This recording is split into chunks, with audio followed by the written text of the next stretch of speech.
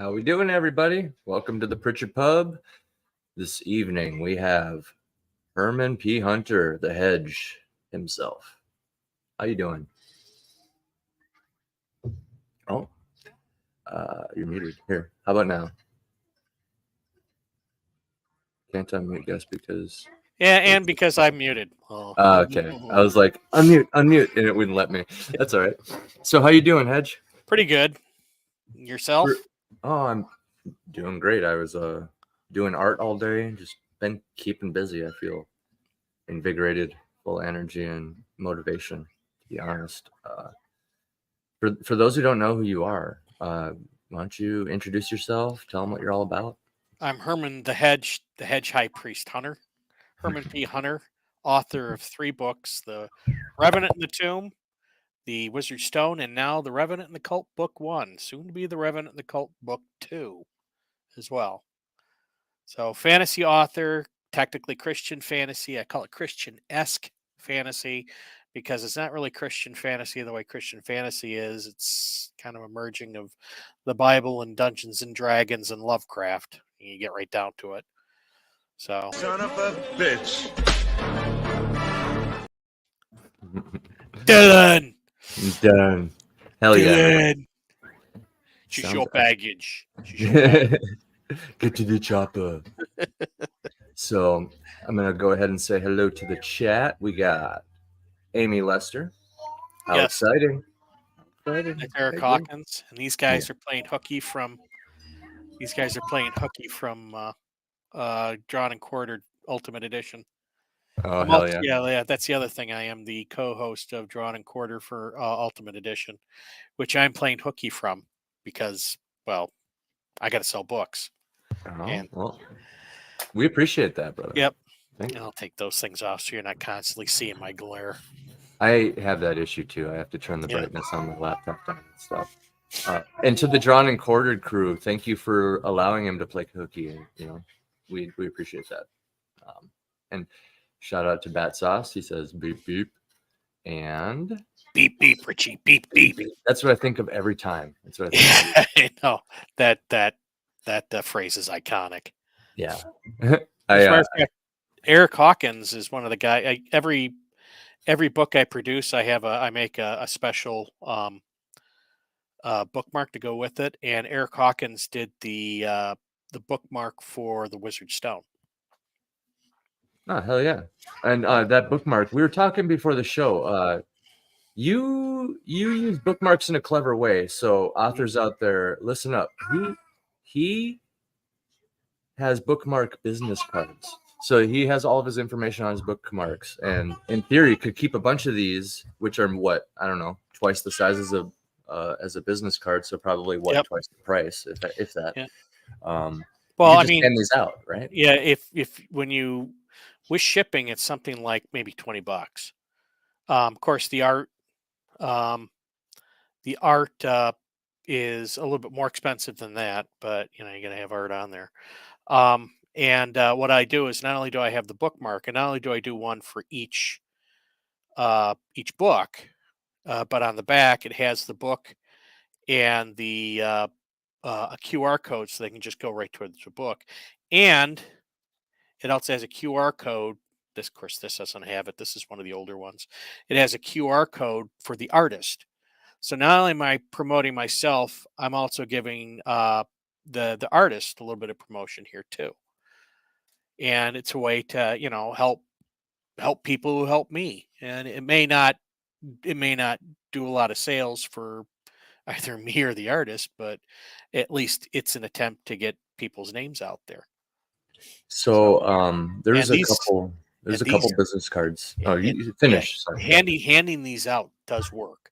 When I go to events and there are people who say, well, you know, I like audiobooks, or I like ebooks. I give them this. I said, I do an audiobook, or I have an ebook here, and I'll give them away for free. And I get residual sales every single time, every single event I go to, 2, 3, 5 books, almost consistently. Even if the event is a complete washout, I will still get a couple of residual sales after the event. I can speak on this from my music career. This does work 100%, especially if you put a lot of thought and care or show something undeniable with your business card.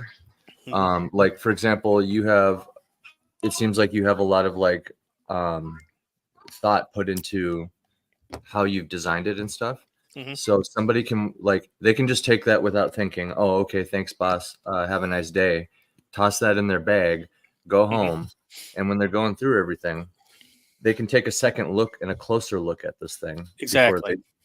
and they can see the amount of care that the author has put into whatever they've just given them. Mhm. And they can expect that same amount of care to carry over into the book. Right. Yeah. And so And it's also that's another thing too is that for most people, and actually how I came about this idea was, um, I remember going to one of my first events, and I hadn't sold really any books. I sold I think maybe six at the most, and I was packing up, and I put out a bunch of bookmarks on there, and somebody said, "Ooh, free bookmarks," and I'm like, "Oh, really?" So that's why I made sure that every single book had its own bookmark, and that I just give these things away. And like I said, you do this right, you get about 100 for $20. I've had this group for about 3 years, haven't even gone through half of them. So I got like 1,000. Oh, I have them right here. Okay, hold on. mhm, I'll show you my bookmarks, but they're not my bookmarks. They're my business cards from my band days. mhm, So I wasn't savvy enough to put a QR code on it, mhm. but I don't know if QR codes were around yet. But check this out. That's a Oh picture. yeah. Yeah, it's a picture of me on the stage. Mhm. That number doesn't work. That's not the right phone number, so I don't care anymore. That is my. But yeah, what I did here is I just showed them a snapshot of like, here's what I'm all about in one picture, an Mhm. epic shot of me playing live. So they can expect that I'm at a certain point because I'm playing live, right? Mhm. And Yep. then it's a high quality picture from a photographer. So Mhm. there's photographers taking pictures of me. So there's a little hook there. I could have did better, in hindsight, Mhm. but there is a little bit of a draw there for an encouragement for them Yeah. to actually go look up my music later. Yeah. Well, the bookmarks, I mean, the business cards are one thing, but the bookmarks are something that readers actually use and Exactly. they use consistently and they need them all Yes. the time. So that's the nice thing is that when you give out swag and you're trying to promote yourself, swag that people that you want to sell to are actually going to use is is actually a good idea. And I'm not the only one who's thought this up. There's a lot of other people who have done it too. But it is if you're kind of new and you want to get into this and you're not scared of going out to doing live events or comic cons and stuff like that, make sure you get yourself some bookmarks and make sure you got a QR code that goes back to, like you say, your Amazon page, and you will get residual book sales. Yeah, they'll trickle in after the fact, that's for Yep. sure. And something like a bookmark is much more viable. It's like a smaller scale of like giving somebody a T-shirt, right? Yeah. Because people use T-shirts by wearing them, obviously. Hmm. So, but this does work. And I was talking to you about how similar it is for like an author to go to a Comic Con as like a band playing a show. Yep. Yep.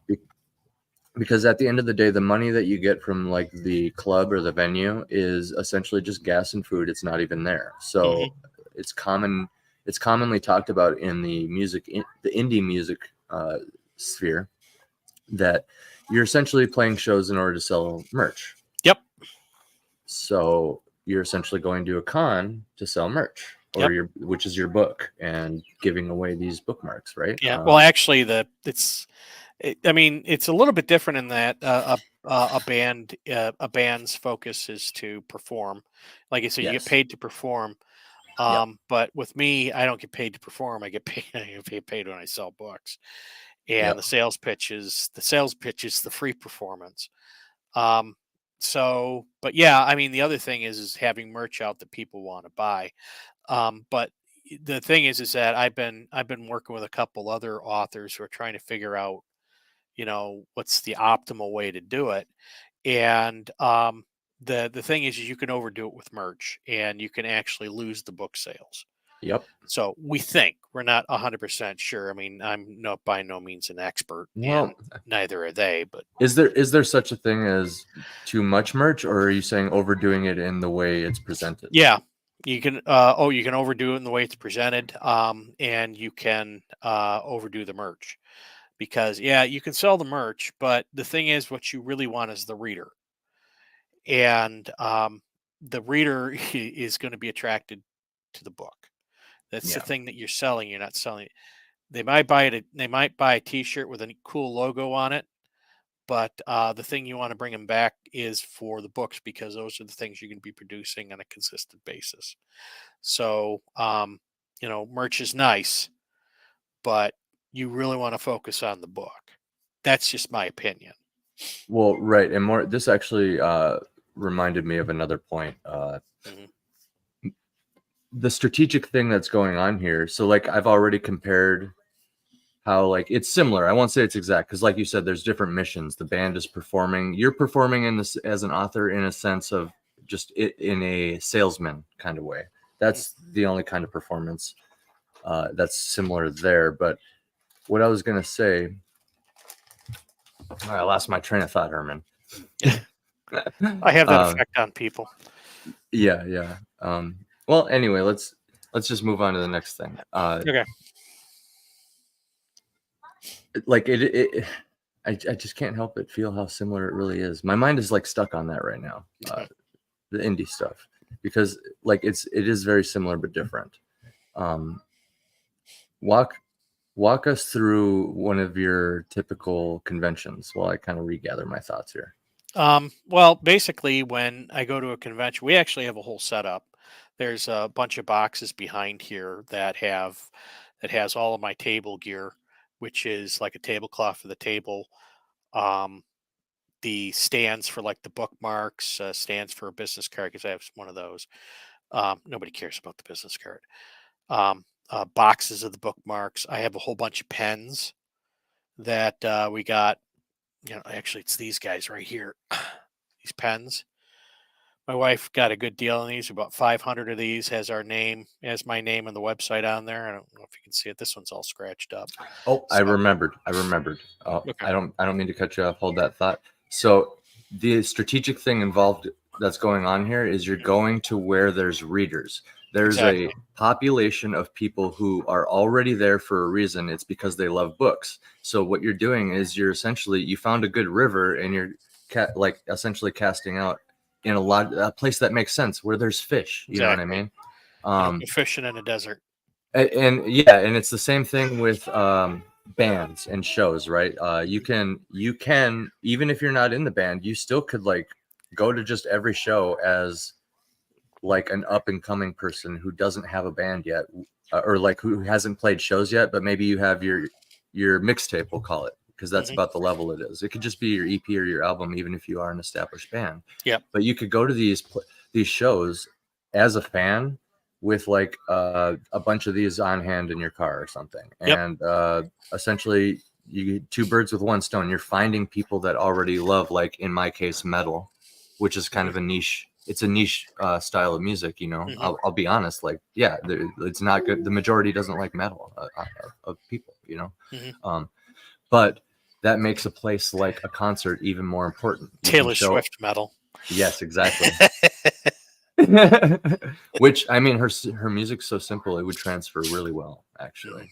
And because she does get very emotional in her songs, screaming those words would be actually kind of okay. We're getting off topic here. So my whole point is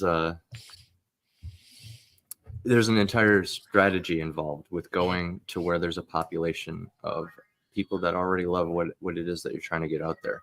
I Mhm. actually have a good story of my old vocalist. Shout outs to Bryant.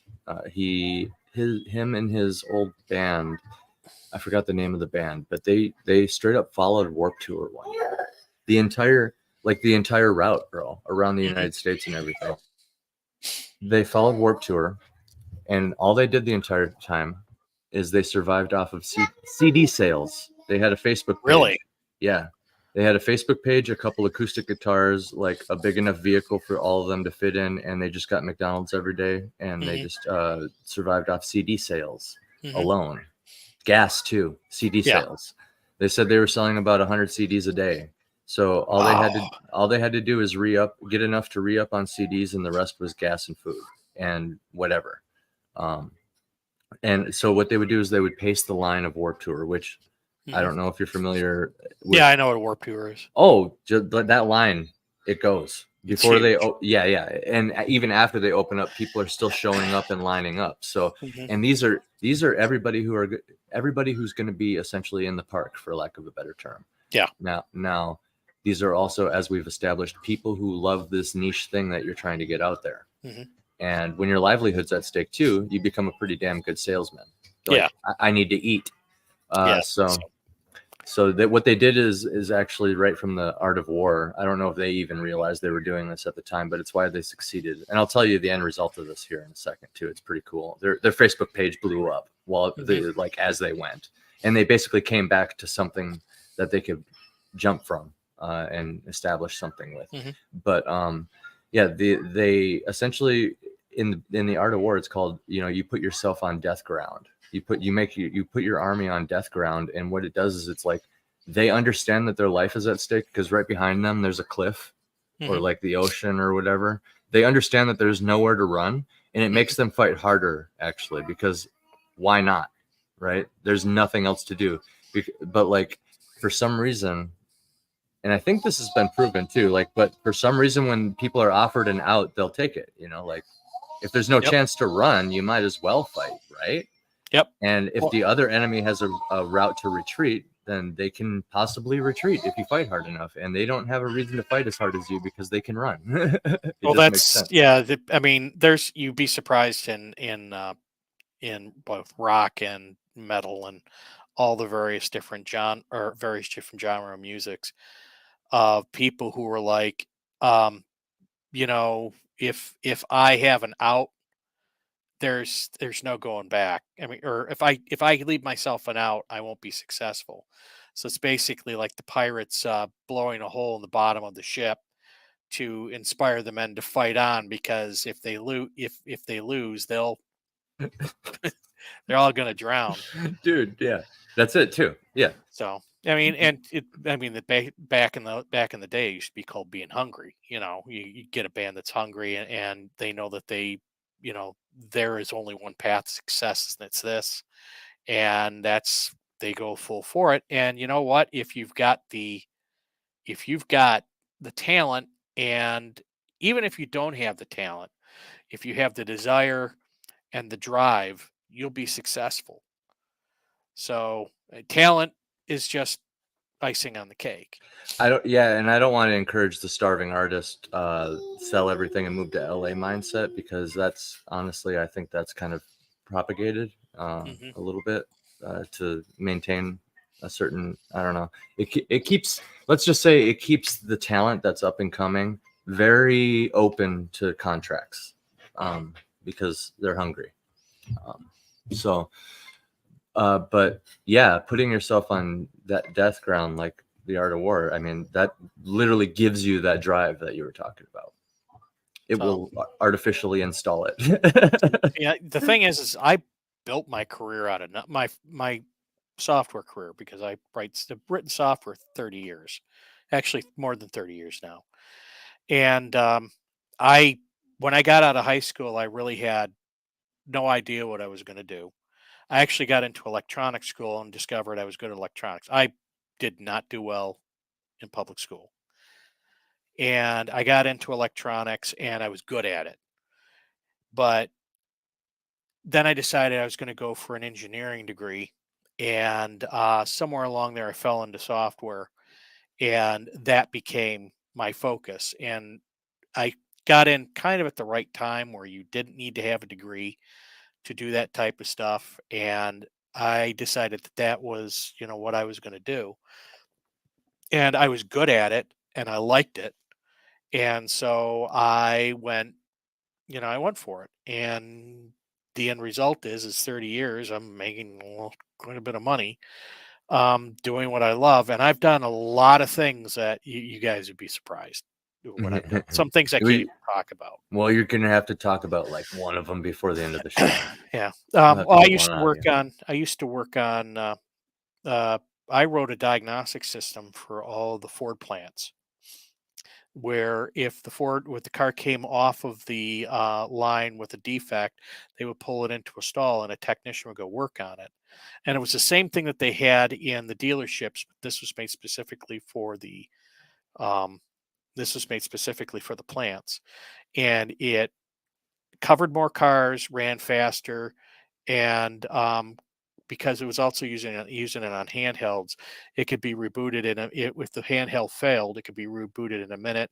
We worked on open source what it would be considered open source hardware today to talk back and forth to the car. So I could sit there and I had all the tests for all the Ford vehicles. I could look at all the different special things you can't look at with like an OBD2 a reader.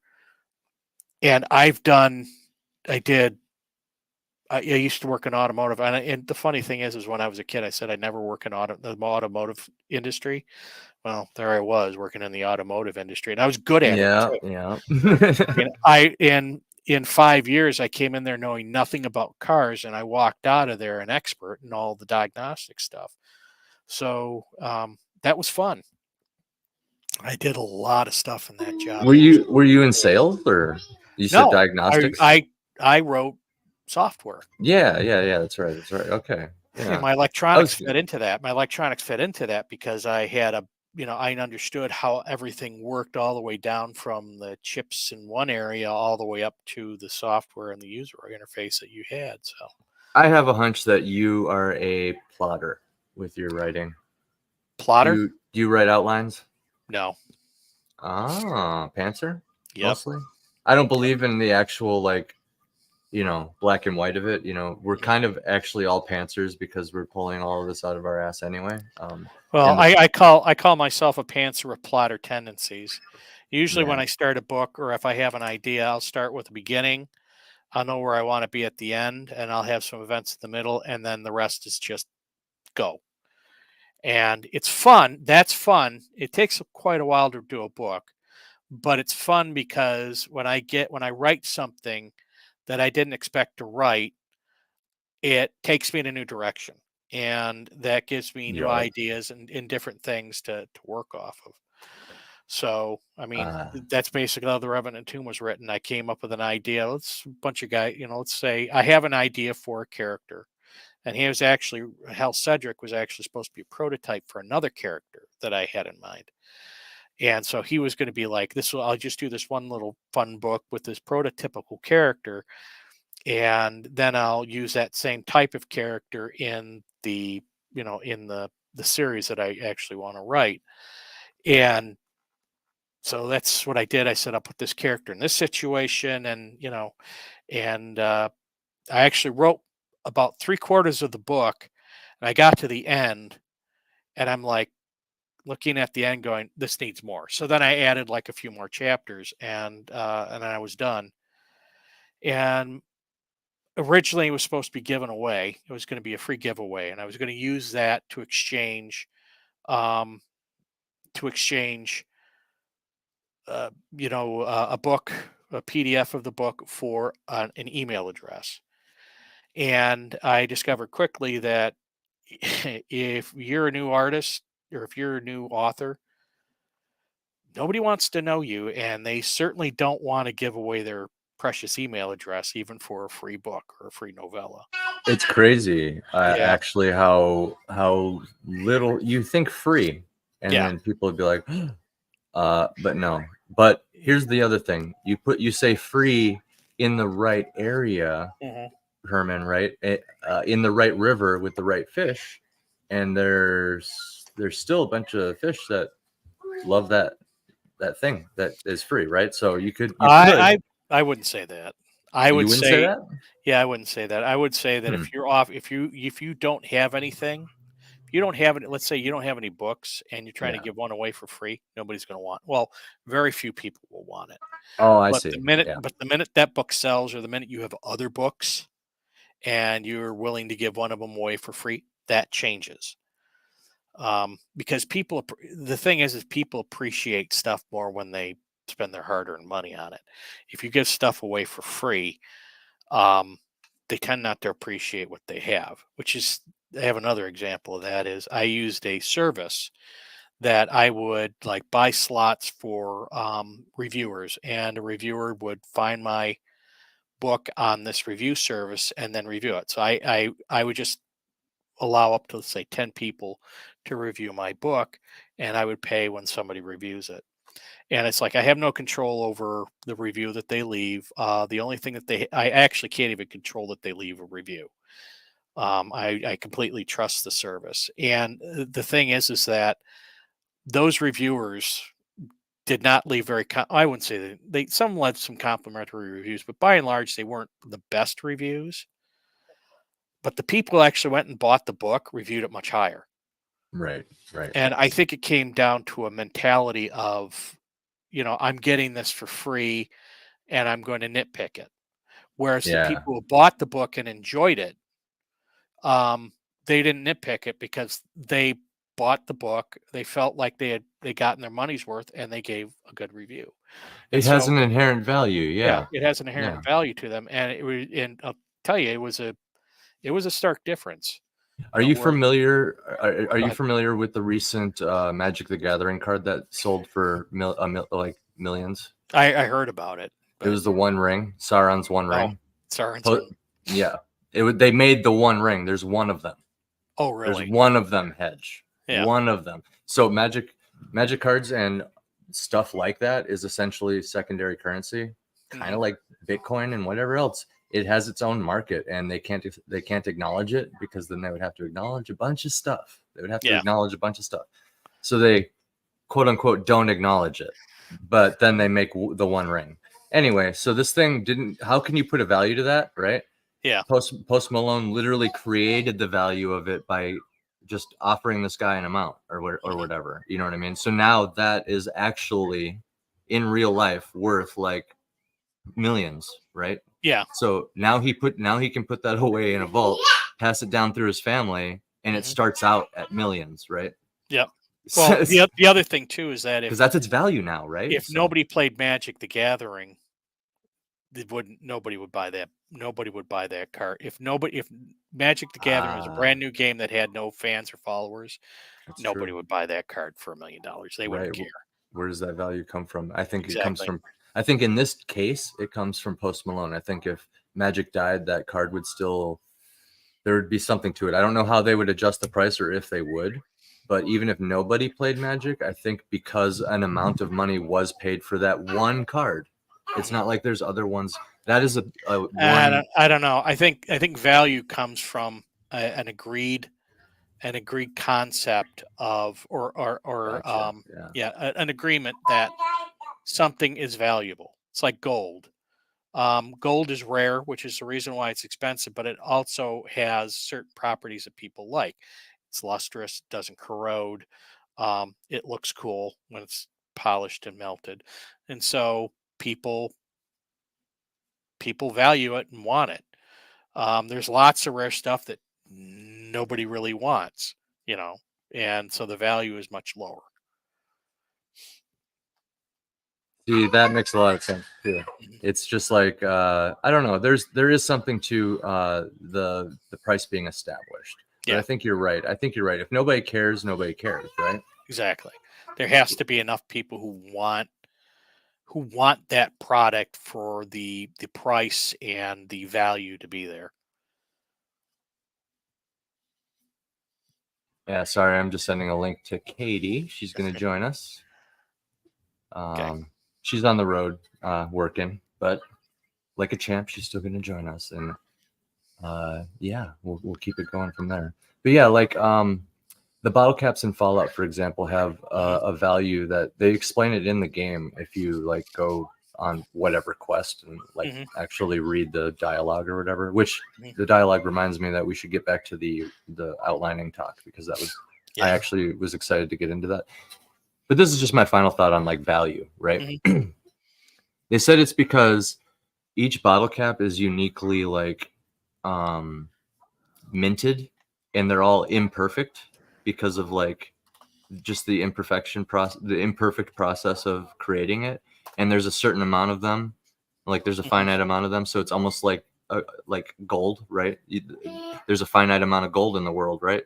So yeah, it's a fascinating way of doing. There's even like a whole like thing about counterfeit bottle caps, and you have to go like find it and like dismantle it and stuff. Well, they're like I said, but there also has to be a perceived value.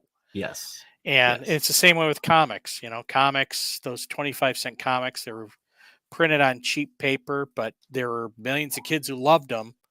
And when those kids grew up, they valued that experience. And so now then comics became a big collector's item. But you know what? If nobody bought some of those comics, or people didn't get the experience that they wanted out of them, they would never become as valuable as they are. They end up being frickin' sawdust or paper or recycled paper. Which actually a lot of them did. Yeah. Because I mean, if you think about it, a comic really is a book filled with art. And people pay thousands of dollars for art on your wall, and that's the most valuable ones are the one of a kind ones, which would be the original, right? Yeah. So like, I don't know, I think comic is like a timeless thing. Think about it. A comic is what's on the caves in France. Those caves that are like 500,000 years old, of some of the oldest human art we've ever seen. Essentially comics. Comics are also memes in it of themselves. Like, so memes, which is really just means a viral idea, right? And a comic kind of is conveying an idea in the form of a story, a visual story. But it just shows that memes are timeless too. That's why when that stuff caught on hard, and it's going to stay. Yeah. People will always meme, and there'll always be comics, I think. And there is value in having like a book of art in your hand, you know? Yeah. So, but back to the outlining thing. I basically what I did is I kind of had this. I liked hearing your, the origin of how you started, and like how it like forms. The thing that I pants the most is dialogue, I would say. Oh, hey babe, how's it going? Hey, I'm good. How are you guys? We're doing good. Hey Hermy. Hey Hermy, hail. Wouldn't go that far. Old man Hermy, maybe. Right. Whatever. You're so humble. I'd like to think so. Go ahead.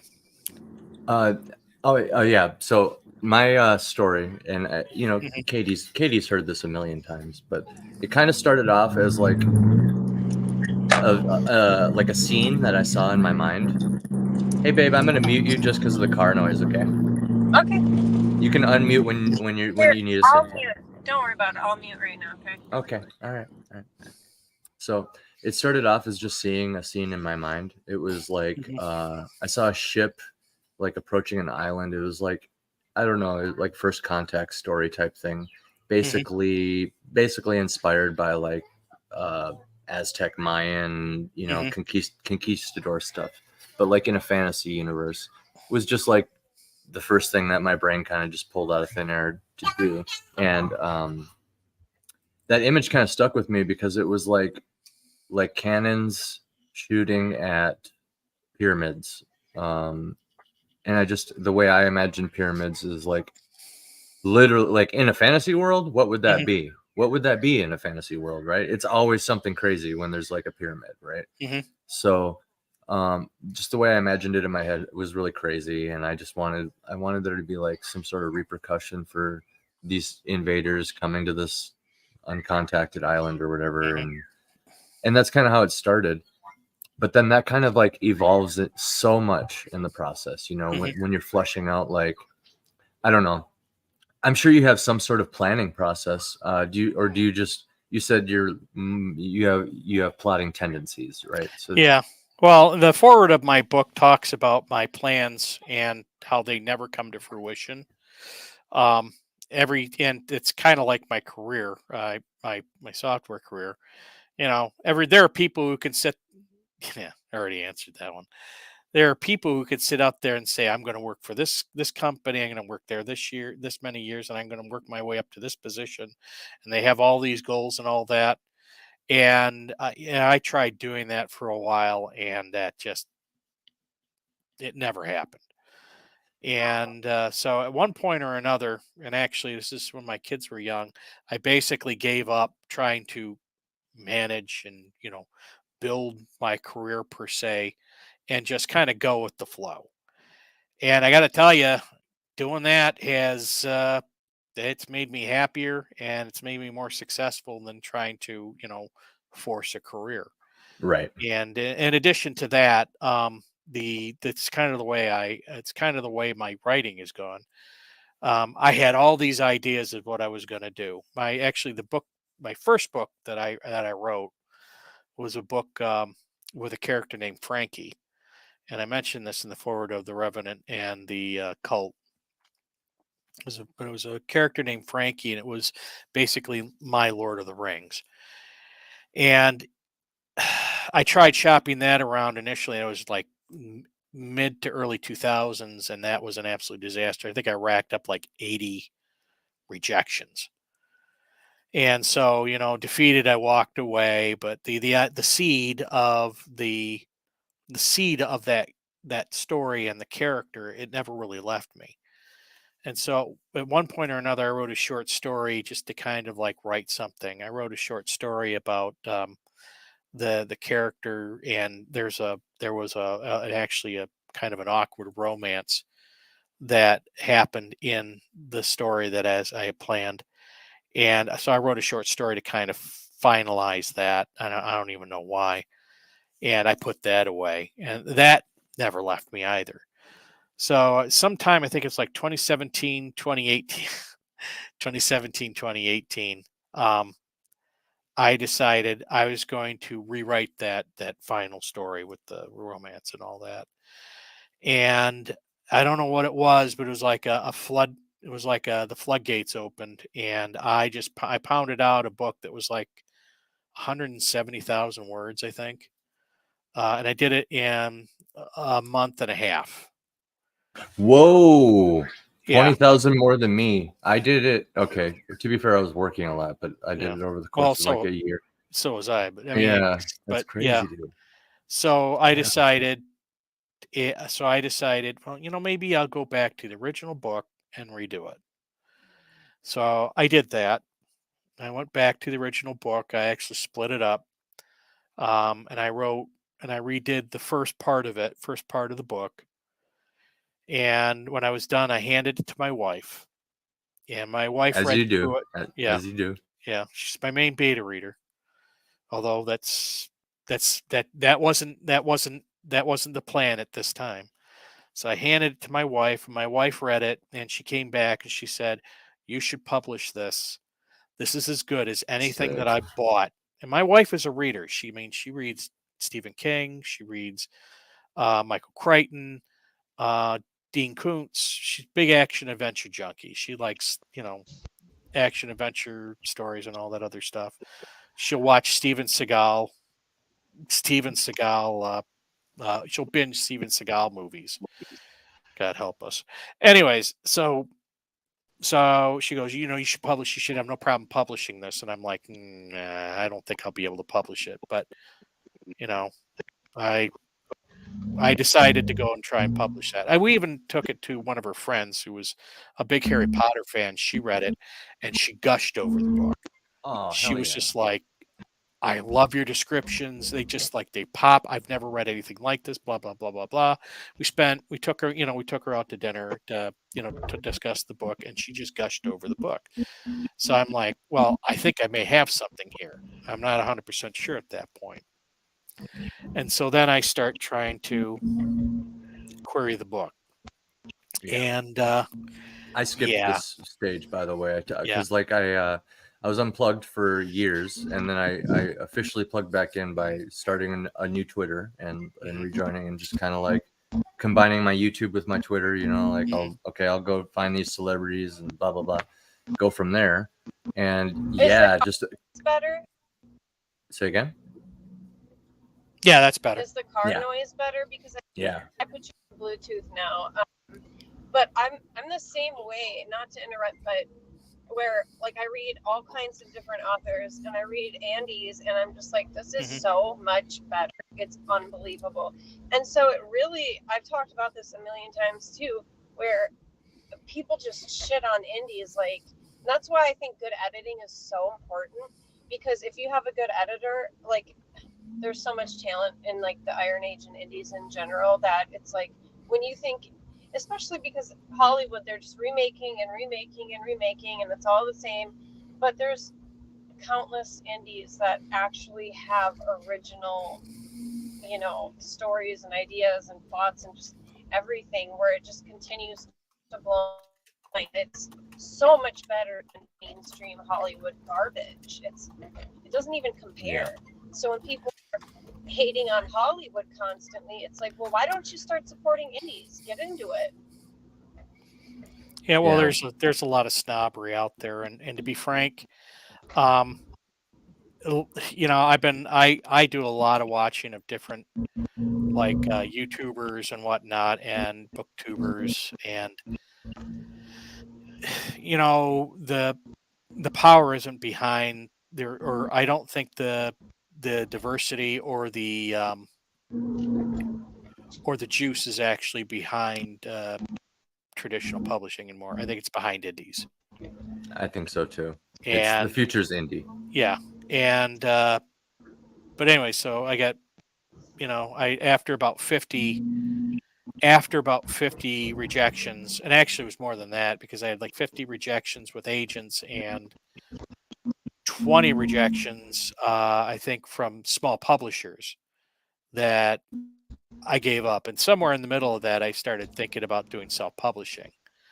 And my wife, I was like, maybe it's just time I throw this out. Maybe I just throw away writing, and it's just not going to happen. And she goes, "We will find the money. You need to publish your books. You have something." So that's how the Revenant Tomb came about. I love that. The funny thing is, we lost her. The funny thing is that, she's back. Okay. The funny thing is that, and now I lost my train of thought. Anyways, I actually had 2 agents request my manuscript. And one of them was very hopeful, because she requested it and I hadn't heard anything from a while. And then she finally responded back to me, and she gave me the standard rejection. But at the very bottom of the rejection, or at the last line of the rejection, was, "You're very talented." And that was, to me, it still was like a kick in the gut, but it was validation that somebody out there saw something, even if they knew they couldn't sell it. So, and that's the thing about querying and rejections, is whenever you get rejections, they don't ever discourage you from continuing, but they never encourage you either. So no one's going to tell you, this is a great book, but we can't sell it. You know, besides the fact it sounds kind of stupid, you know, this is a great book, you know, people should read it, but, you know, we can't sell it. They always do something like, it's not good for our lists at this time. We're going to have to pass on it, but that doesn't mean that, you know, somebody else won't find value in it, blah, blah, blah. The fact is they don't take it, but they never say anything like, this is still very good. You should keep querying. Yeah, So, I considered querying, but took one cursory glance around Twitter and was like, "Oh, I was the same way." Your wife is. Oh, I think I have a connection problem, you guys. Oh. Well, do you want to rejoin again? We'll be here. Are you guys just not talking, or can I not hear? Oh, you probably can't hear us. You probably can't hear us. You probably can't hear us. Here, I'll text her. Sorry if I'm interrupting you guys and I can't hear you. Nah, you're all right. But yeah, once I kind of had that image in my mind, it started like kind of the long road of fleshing it all out. You know what I mean? Like I very much went the old school, like, let's build this house brick by brick kind of thing. You know what I mean? And I was like researching, Save the Cat, 3-act structure, story circle, all that, like hero's journey. You know what I mean? You just the whole ringer. Just I really wanted to internalize the idea of storytelling and just like really understand it. Because like that's kind of how my mind works. I need to. That's why I'm kind of slow to this art thing that I've been doing, but also learning very quickly because I figure things out, but I'm very slow to it because I want to understand it enough to be able to figure things out, if that makes sense. See, that's the thing. I don't care to understand it. If I have a good story and I think I have enough action, enough drama and enough suspense with enough, cool down time in between and enough things that connect everything together, then I think the story's good. I don't get into like Save the Cat and any of that stuff. Right. Number one, I just don't understand it because I don't think that they're talking in a language that I understand. Right. And my feeling is if I have a good idea and it's not annoying for me to write, and I think that I've hit all the beats that I need to hit, then I'm going to publish it. So. Yeah, it's very much like movie speak. Yeah. Does that make sense? It's very much movie speak because it is kind of intended more for like movies. Because if you think about it, with a novel, you have all the time in the world. In fact, as much time as you want / need to just get to the end of that story. But in a movie, you have like 3 hours max. Yeah, and a budget. There's a lot you can learn from a movie because in that hour and a half, 2 hours, typical, you have to describe all the main characters, their motivations, give people enough action to keep their butts in the seats, and then provide a satisfactory enough climax and ending to make them feel like they've been entertained. So movies are actually a good example of what a good movie, I should say. A good movie is an example of what you should do, I think, as an author. Because the thing is that, you can create a big, thick book and fill it with all of your lore and everything. But if they're asleep halfway through, you really haven't entertained anybody. Which is kind of the reason why my stuff is small. Number one, I want to distribute my lore across a number of books and only include the stuff that I need to include. Yeah. And there, like I said, Wrangler's one of those types of guys. Wrangler from Frequency Studios. He's one of those types of guys who likes all that stuff and likes all that lore and likes all the explanations and all that. And he'd be the type that would buy a big thick book and immerse himself in it or the other. And then there are other people who just want to be entertained and want to read. And they don't particularly care about knowing about how the magic system works or the intricacies of this person's backstory, or have it all dumped to them and the whole thing explained, or like monarchies or all this, how the monarchy works, or all these different lands in and around the region. They just want to read an exciting story to have fun, and that's kind of where I fit in. It's not to say that the others are bad. There's a place for those too, because there are other people who like their thick books and like their long storytelling immersion experience. There are some people who just like to, read a fast, fun story. Yep. I actually have become addicted to short story format. Yeah. And go ahead. The spoiler here is I ended up not using any of that stuff, and I would actually still suggest new authors to research all that, because kind of the same reason you said it is a very different language, but it is also teaching you how to just like get to the point, and it gives you kind of a starting off framework. So like once I understood that, it kind of morphed into something new. And I took all of that learning experience from writing my first like novel, 150,000 words, you know, start to finish. The story ends. It's, you know, there's no part two. It's just, that's the story, you know. I took what I learned from that and I was able to just like write 3 short stories that I'm actually pretty proud of. That's my current published work while my novel gets polished up. You know what I mean? I was like so pumped up and invigorated, and like all the information was flowing through my head still. So I could just like, I you know, I just planned out and fired off 3 more. You know what I mean? And short stories are in them, are a talent in themselves. I have a couple people asking me for short stories, and number one, I got books that I'm working on right now, but number two, I don't know if I can shut up enough to actually write a short story. So I kind of like I fit sort of in between, you know, the big thick books and the short stories. So, but I would like to try my hand at a couple of short stories. Yeah, it's fun, dude. And be careful, it is addicting because it's like little bite-sized candies, you know. You can just keep doing another one. You can just keep doing another one. So it basically, the temptation is that story seed folder that you have of all your ideas. You can start emptying that thing out. You know what I mean? You can start emptying that thing out in the form of short stories.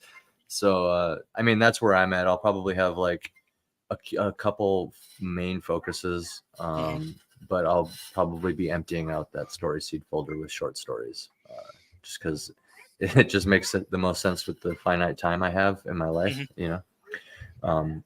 But yeah, basically what ended up happening is I wouldn't say I'm a pantser or a plotter, because I would say I like to draw up some blueprints and then just kind of go from there, just so I have something.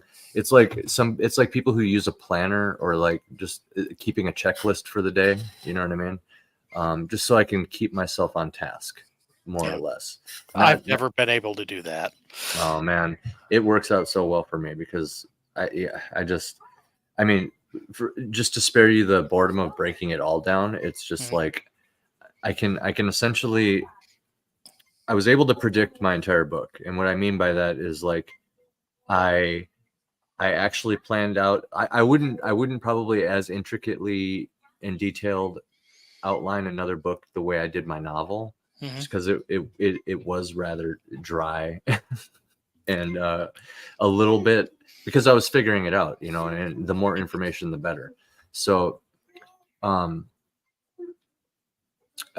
forgot what I was even going to say, but what ended up happening is I was able to flesh out all these ideas in the outline, and I could just go through. Oh yeah, I predicted my book. It was to the chapter the exact length I planned it out to be. So I right there I was like, it was like, oh my goodness, it worked, you know.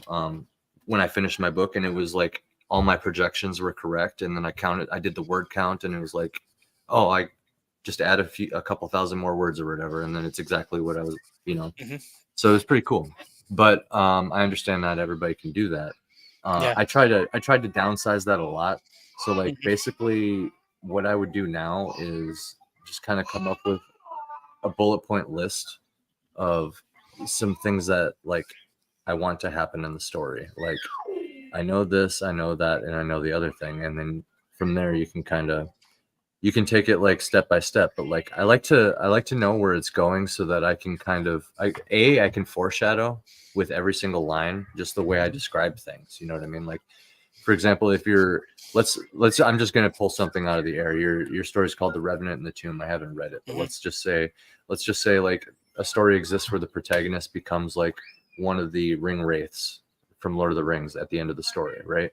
And toward the beginning of the story, you could constantly be describing him or her in all these different ways that like evoke this ring wraith imagery, or like grim reaper like foreshadowing, you know. And I just, that is so fun to do. I suppose you could do that if you just have ideas going into it, like you said, like you have enough action. So like it sounds like you already do have kind of like some basic ideas. Yeah, because the first book that I wrote, that's where a lot of this lore comes from. Yeah. Yeah. And so the nice thing about not describing it all up front is that I can drop in these pieces and create stories out of them. And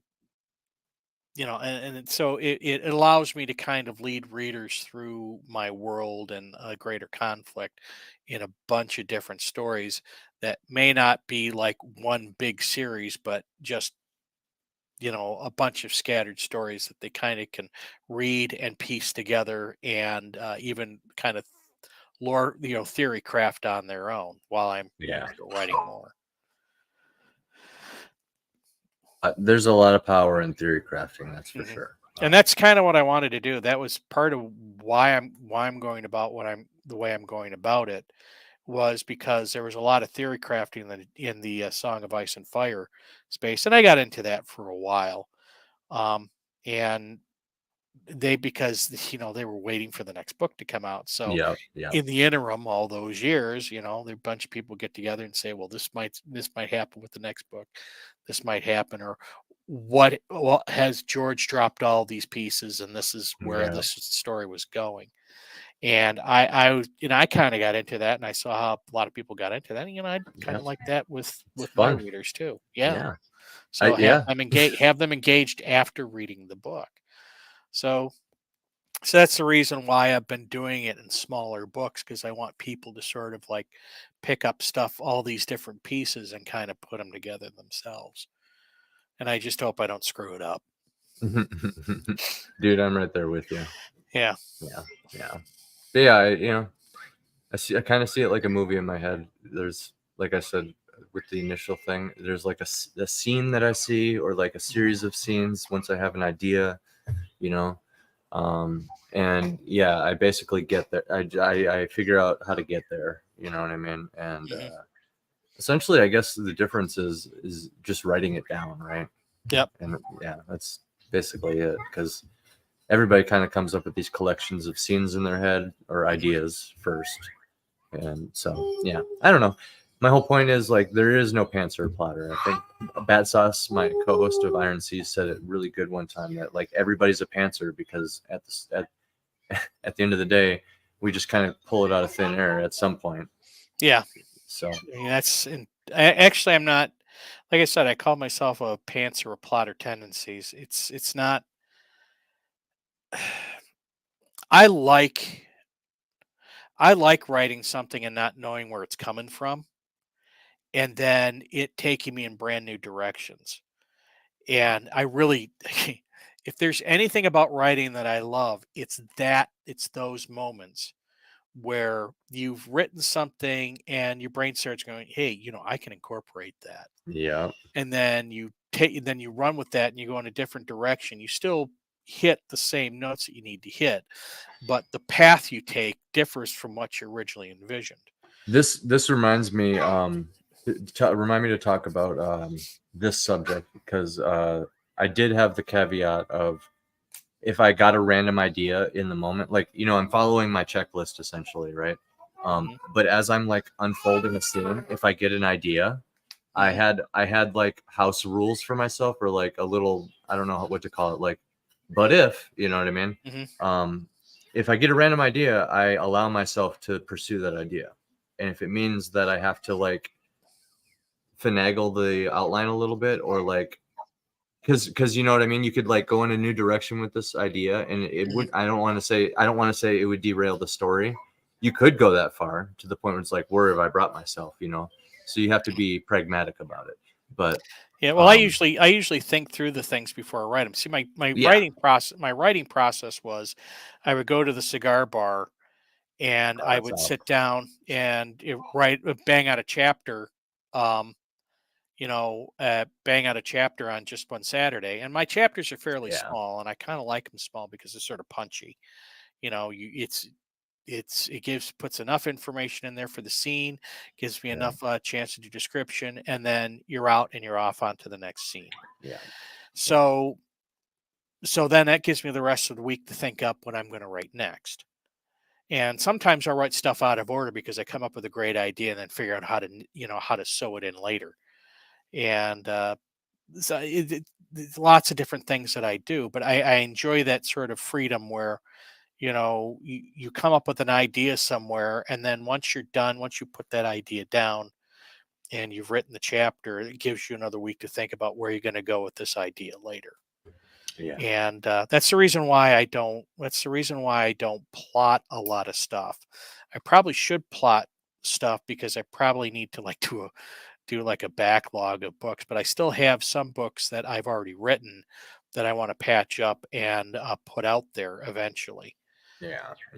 I should add the caveat that I was working 12-hour days in a warehouse and writing on my breaks, and essentially like whenever I had rare free time at home, like my goal was at least 1,000 words a day, but you miss days, and a lot of that evolved into just get as much done as you can on your break, which even if it's one sentence, I have multiple breaks, so it's multiple sentences that I'm getting paid to write, and so I am making progress on my book while I would otherwise not be making any for that solid 12 hours and potentially have to wait for like the weekend or something to have like some free time to write.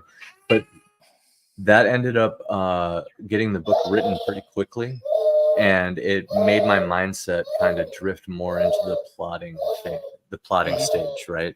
Because I had to have everything ready for the next break to do my next writing sprint. Yeah, no, I get it. That's another thing you should do is warehouse management systems. Pick, pack, put away, all that stuff. Right. Yeah. So I would very much. It got so rhythmic, bro. I would be like, okay, just listening to instrumental music because the words of the music would distract me, and this is while I'm writing, right? So I get into like this flow state with the music playing, and I learned how to do this super quickly because I had 15-minute breaks and then 1/2 an hour break. I'd park right outside the door of the building so I could just kind of walk outside, get in my car for break, pull out my laptop, and just start going. And I made sure I was kind of already approaching like the flow state before I even got to the break. You just got to think about this stuff and like listen to content that like encourages that kind of thought process. And basically it was like a 1/2 an hour leading up to my break. I would switch to the instrumental music to kind of cleanse my thoughts. And immediately after my break / writing sprint, as I'm coming back to work, I would switch from the instrumental music to like something about storytelling, like the educational stuff, something about history, a firsthand account of like that's relevant to the scene that I'm writing. You know what I mean? I'm doing like research. And then, I see my break is coming up.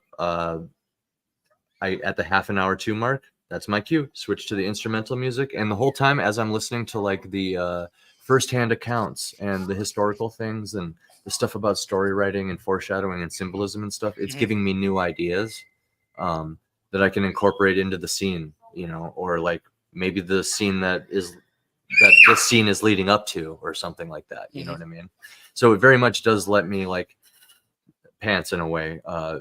Switching between like learning and cleansing my mind and kind of like getting into the writing mindset, because I don't know, you probably know this if you're fresh off like research or something, like you've been like looking stuff up or something and you immediately sit down and try to write, it is kind of like a little bit of a bumpy road at first. Well, I find that research sort of breaks that cycle, and if I have to research something, I'm probably not going to get a lot written. But yeah, I use music a lot too. Matter of fact, when I sit down, I have like dedicated playlists for different things. And if I need to write something that's very heavily emotional, I'll have a song that matches it. I'm very much into a lot of my writing is the major one is a group called Glass Hammer, which is a progressive rock group. And I love them.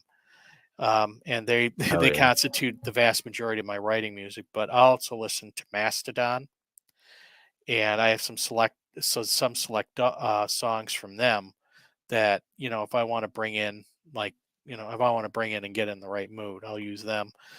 Opath is another one. They, especially their later stuff, where it's more acoustic and it's more, they don't have the growl vocals. Yeah. But I what is it? Ghosts of Perdition is still one of my favorite albums to write to. But and then I've got like I'm a big 70s prog rocker, so I got Yes and Kansas and some Rush in there and all that other stuff that heavily influences my writing. Oh, I bet. Dude, that stuff shows too.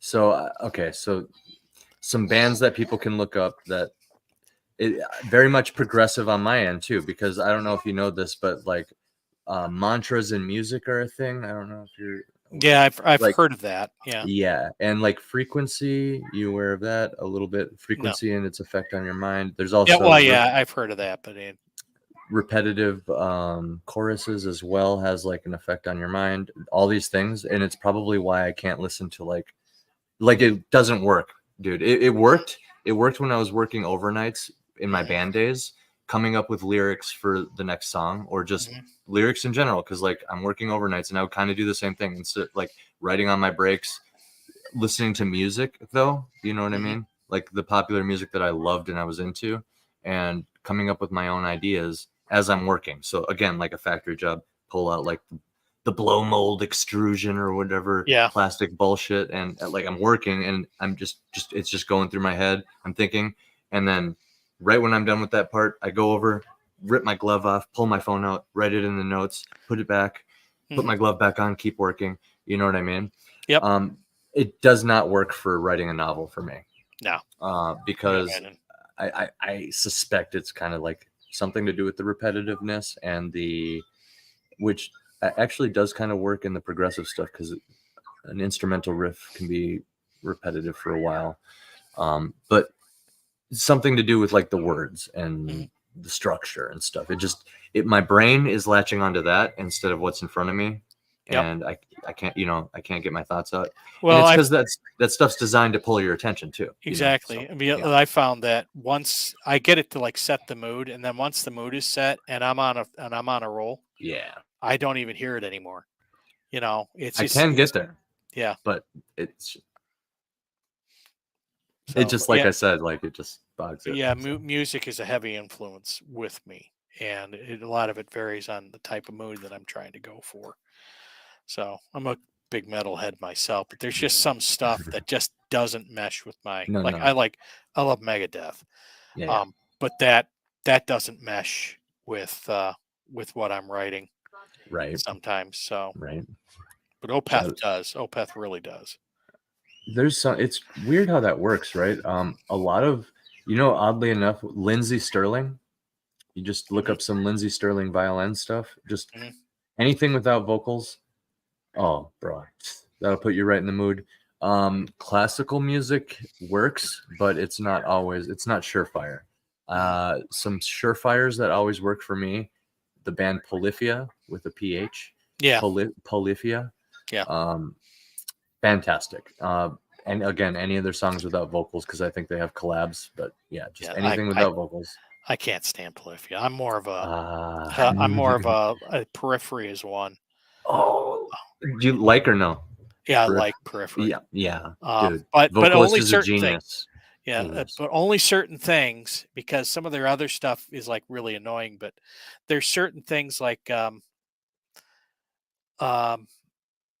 that sometimes when they have kind of like sort of the heavy groove and they sort of flip into a lighter groove where they're the electric doesn't have the distortion on it. It has enough delay and chorus in there. And it gives it sort of an ethereal feel. That stuff, I love it. And then it flips into some more serious stuff where sometimes you got growl vocals, but then you have sung vocals. And if you do it right, it feels real good. I know, dude. And then a certain scene too, dude. Okay, so there's many. One of my favorite things to do, like point of view characters dying, is my book is first person, so it's like I had to get a few different angles in there from time to time at like key moments, kind of like cut away, and it would be a little hasty to just jump right back into it kind of thing. So cut away, do one chapter with this other character that is in this situation, you know what I mean, and it makes sense over here. Yeah. Dude, because I know sickness pretty well. Like I get hypokalemia. My body Mhm. loses all of its potassium, which Mhm. regulates basically everything in your cells. So it's like if your car doesn't have any oil, like Yeah. yeah. So I can get really detailed with the death scenes. It's really morbid, dude. But it's satisfying, and I can get super poetic with it because of that. Mhm. And kind of take it by step. So like, I don't know, fun stuff is fun. I don't know, but so we talked about the industry. What is your favorite movie? How about that? Your favorite story / movie? Let's step away from the dry author talk for a minute. Chat can pull us back in, but maybe we'll drift back that way. But I it we'll see what used to. I happens. mean, my favorite movie. It really depends. Mhm. Like my favorite action movie was always The 13th Warrior, Oh, hell yeah. which was with that actually was an adaptation from a Michael Crichton novel called The Eaters of the Dead, which Yeah. the movie and the book are like completely different. Mhm. But I love both. And I was addicted to the 13th Warrior for a long time. Another Yeah. movie I really like is Soldier with Kurt Russell. Hell yeah. That's kind of a forgotten movie, but it's actually it's part of the Blade Runner universe. Mhm. And Ooh. yeah, and it's a really good movie. It's just so crucially overlooked. Mhm. Mhm. Another one of my favorite movies, and it's a cheesy movie. It's called Night of the Comet. I still love that movie. It's 80s. It's an 80s B movie that was done right. It's not too scary and it's not too cheesy. It's just kind of a perfect sort of a fun movie that you can Yeah. watch. Yeah. Um, as far as fantasy movies, there's the Lord of the Rings stuff. Everybody loves Lord of the Rings. Oh, of One of my course. Yeah. one of my absolute favorite fantasy movies is a movie called Dragon Slayer. That it was it was a joint venture between Disney and Paramount, and it came out. I think it was like in either '79 or '81, somewhere in that area. And it had a stop animation dragon, but they used a special technology where they blurred some of the as it moved, they blurred some of the frames to make it look real. And back then, you couldn't tell. Nowadays, you can kind of tell if you look. Now that you know, Yeah. Yeah. but it was really good, and the acting was great. The the two main characters were kind of they were sort of like the kid characters, but it was a dark freaking story for freaking Disney. It was Yeah. right up there with the black hole, and that came out around the same time too. And as a matter of Uh, fact, the Wizard Stone, there are elements of the Wizard Stone that are drawn straight from that movie. Hell yeah, So man. That was going to be my next question. Is like, yeah, has any of these, as far as like maybe movie structure, or like plot points or anything, have they influenced? yeah, And yeah. So there yeah, you go. they have a lot of influence on me. I mean, a lot of my storytelling came from movies. Yeah. Same. Um, Yeah. I'm not. There are some people who really get into books. I like the condensed version of a movie because I could get the entire story, and you can get all the basic elements of writing a book from a movie, a Yeah. good movie, not the crap that comes out today. Right. Right. So a lot of my storytelling came from watching and kind of analyzing movies. And that's one of the reasons why I kind of write sort of small, because movies, like you said, they have to get to the point in a very short period of time. So that's part of the reason why a lot of my writing is very brief, because I do kind of like to adhere to that format. But so yeah, movies, those are my favorite. My favorite books, Eaters of the Dead was one. I love those quirky sort of books. It starts out as an actual historical a journal of an Arab trader traveling north, and then at some point or another, Michael Crichton takes over and tries to write in the same voice as the writer. And it's very, in that regards, it's a very quirky book, but it is a great book. Right. Lord of the Rings is another. I'm a massive fan of Robert E. Howard's Conan, and I Robert need E. to- Howard's writing. Yeah.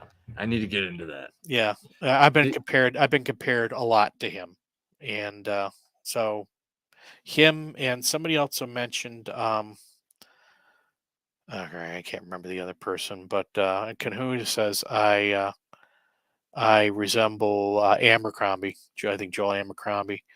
And of course, Lord of the Rings. Big fan of the Narnia series. I know that they're kids books, but there's certain stories in that that really stick to me. And one of them was the Magician's Nephew, and that's the first one in that series. It's in the Narnia series. Yeah, it's technically the first one before the Snow Queen. I forget, it's not the Snow Queen, but I can't remember the villain of the Lion Witch in the Wardrobe. But that's where it's like her backstory of where she comes from. Right. Oh, that's cool. So they yeah, don't like do a prequel thing after the fact. No. It's, well, I mean, he wrote it at a much later date. C.S. Lewis wrote this at a much later date, but he drew from that to kind of like show where that villain came from. So, and it adds a lot of depth, and it's really interesting.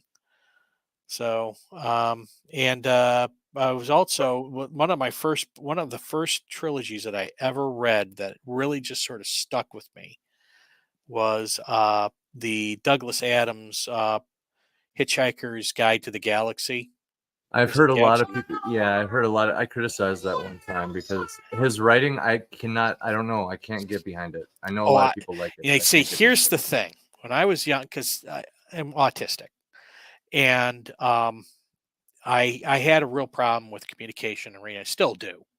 If you'll notice, I kind of ramble on. It's not as bad as it used to be. It was really bad. Oh, I do too. But I could not, certain things I just couldn't. Oh God, Fourth Wing. There's certain things I just couldn't read. And it's like my buddy at that time got me, or started getting me into Lord of the Rings, because we were getting into Dungeons and Dragons and all that. And so guys who were playing Dungeons and Dragons, they were reading the Lord of the Rings. And it was funny because I would read it as well, but I would get so distracted from it because of this sort of like an ability to kind of like take it in.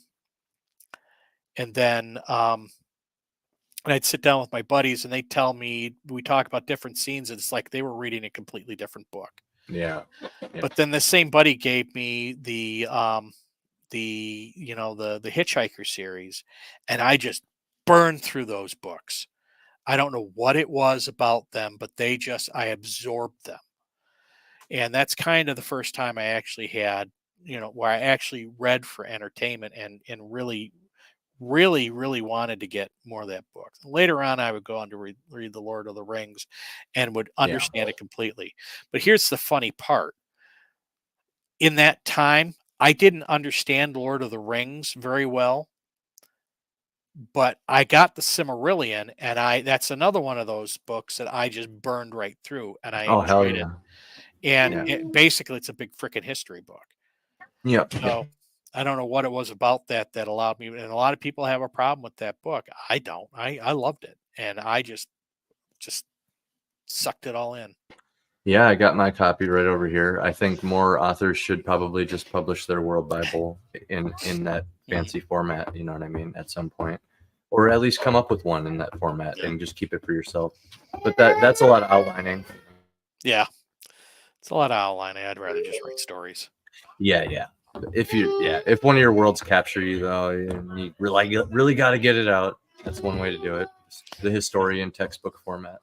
And then this happened. And then that happened. And then later on, when I got older, I was like in my 30s. I was doing a lot of traveling for work. I would pick up books to read on the airplane, And that's around the time when I got into Robert E. Howard and Lovecraft especially. And Oh, I love Lovecraft. I love Lovecraft. Read all of his short stories, or at least I think most of them. And he had like one novella, which is The Strange Case of Charles Dexter Ward. I just absolutely burned through them. And I gotta check them out more. yeah, but the problem is that when I got done reading all of these books over like the course of a couple of years, there was Howard or Lovecraft. I'll get to that in a second. I would go pick up other modern fantasy books, and I couldn't get through them. I couldn't get through them. They get to the 5th chapter, and I'm like, why the hell am I reading this? Yeah. I don't like this. And I went after book after book after book after book.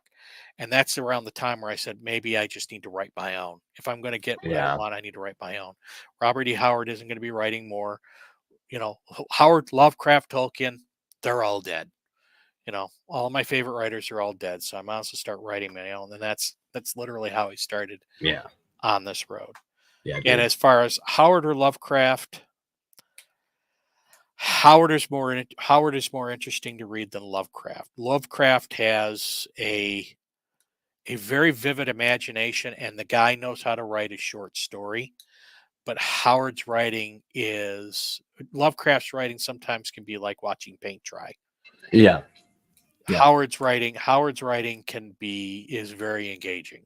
Yeah, it's very sort of poetic, whereas Lovecraft can be very stale or cold. So when it comes to a battle of prose and like writing skill, I think Howard takes it every day. Oh yeah, every day. But when it comes to the battle of concepts, I think Lovecraft had a lot more going on that he didn't even get a chance to get out. Yeah. I mean, he had some whacked out ideas. And they were out there. Which leads me to my point. Like a lot of my writing does stem from like movies and video games as well, because I have terrible eyesight. It makes it actually really hard to read. So like a lot of my reading comes from like subtitles and movies. To be honest, I enjoy reading the subtitles. It's fun. It's like an interactive book in a way. I know. So do I. Yeah. Number one, I can't stand dubs, and I don't know why, because I fixate on the fact that their freaking lips aren't moving to the words that are coming out of their mouth. It drives me absolutely bonkers. So I would prefer a movie in its own language with the subtitles to having to watch the dub. Well, it's true to what they intend.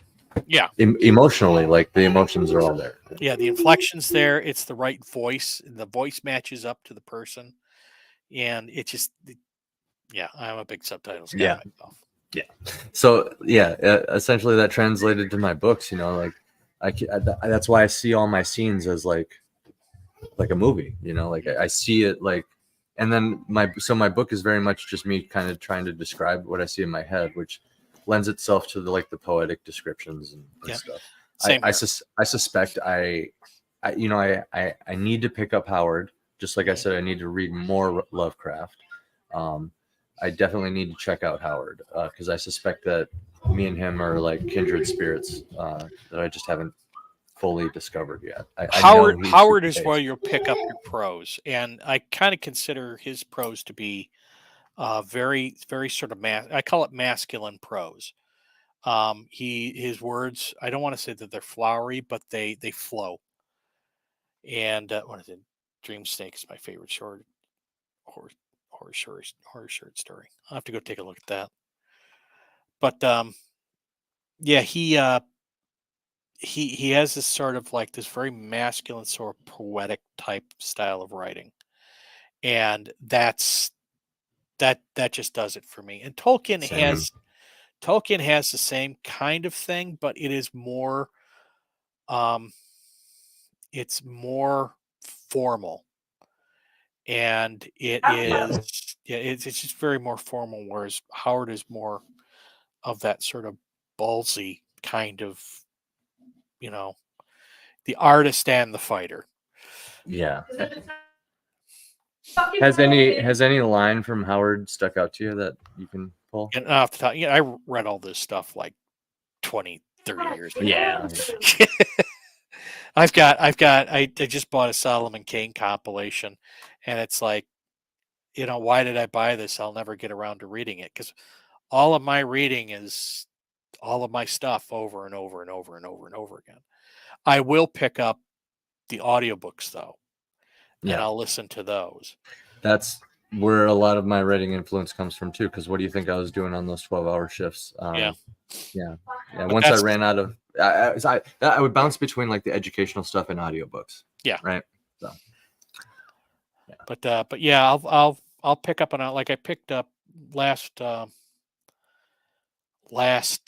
think it's last fall. I picked up 20,000 Leagues Under the Sea to listen to, well, quote, read it, but to listen to it again. I got about halfway through with it.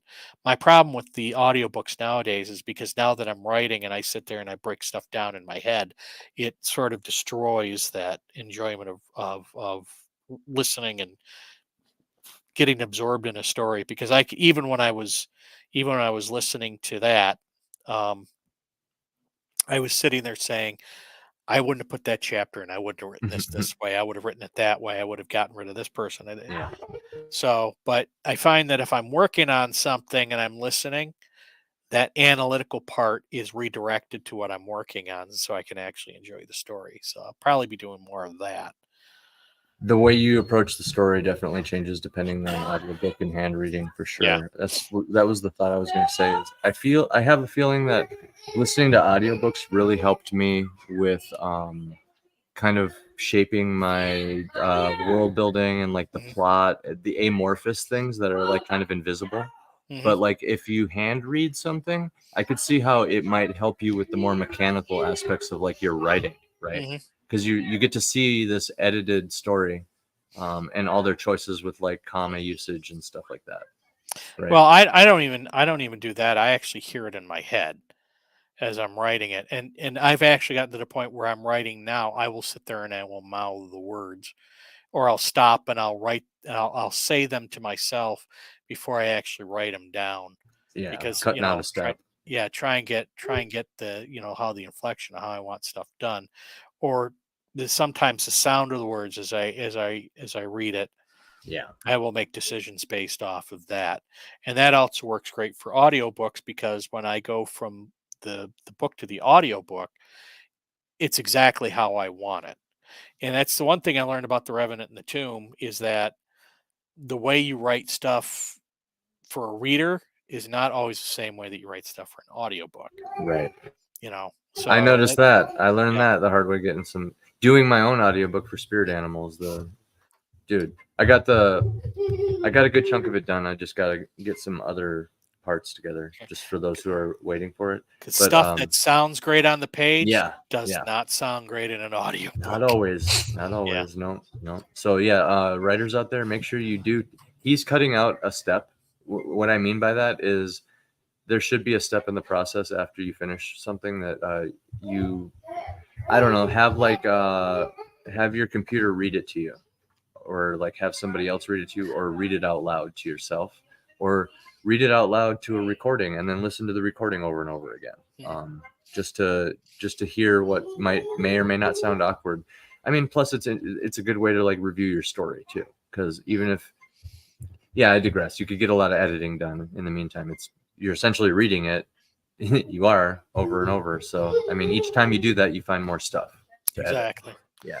And that's the funny part about this, because the audiobook is not part of my editing process, in so much that I am like trying to prioritize the audiobook before actually doing the books, because after I get everything edited, and I send it out to have it professionally edited. Actually, it's usually used to edit. I do 2 edit passes with a pro, with somebody outside of me and who's a pro. Yeah. But then I do lots of my own at the same time. But Yeah. when the audiobook reader reads it and has to go through and read it, that's also becoming part of the edit process too, because they'll catch stuff that this doesn't sound right. I don't understand who's saying this. This doesn't make any sense. And I've caught a couple of things that way. So it's like my process is actually not like, I do edits and it's good. It's kind of like a web of editors as I'm Yeah. writing. Another thing I would suggest, now that you mentioned it's kind of part of the editing process, that kind of reminds me, I storyboarded the first chapter of my novel. And then from there, I was able to kind of project out, like I said, because it was so planned out, I can make these projections once I have a small chunk kind of like formatted. So like I storyboarded the first chapter just to kind of see how long the graphic novel would be. And it turns out it would be several hundred plus page graphic novels. So that's quite a bit of money. Yep. Not happening anytime soon. But more importantly, I discovered that it's kind of a really interesting way to edit. Like I realized I needed to rewrite my first chapter in a way once I was forced to imagine it in a visual context, even harder, right? With the intent in mind of somebody else digesting it in a visual context. Suddenly I noticed a bunch of weak points I didn't notice before. And I thought of even better ways to start it, so. Another thing too is to, once it's written and like I said, I have my wife go over it and read it, give me her opinion, is to set it down for a month, walk away and come back to it later. I thought that was stupid at first, and then I did it, and I don't think it's stupid anymore. Yeah, and I wish I would have done that with this current book, which, I can't complain because the reviews thus far have been pretty good. But I'm doing that now with book 2 of The Revenant and the Tomb, and I found, like in first chapter, a whole bunch of stuff that I'm reworking and redoing. So, and just, it's little things. It's like, a character does something with a piece, with, an object, but you don't actually go on to like conclude where that object goes. Yeah. So little things like that, and redirecting some of the dialogue so that it works a little bit, it goes different, takes different turns, or goes to a different destination.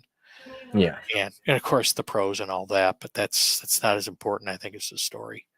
The dialogue is, I would say, the thing that I fly from the seat of my pants the most. It is the most made up on the spot that that any aspect of my story is, aside from in between parts or whatever.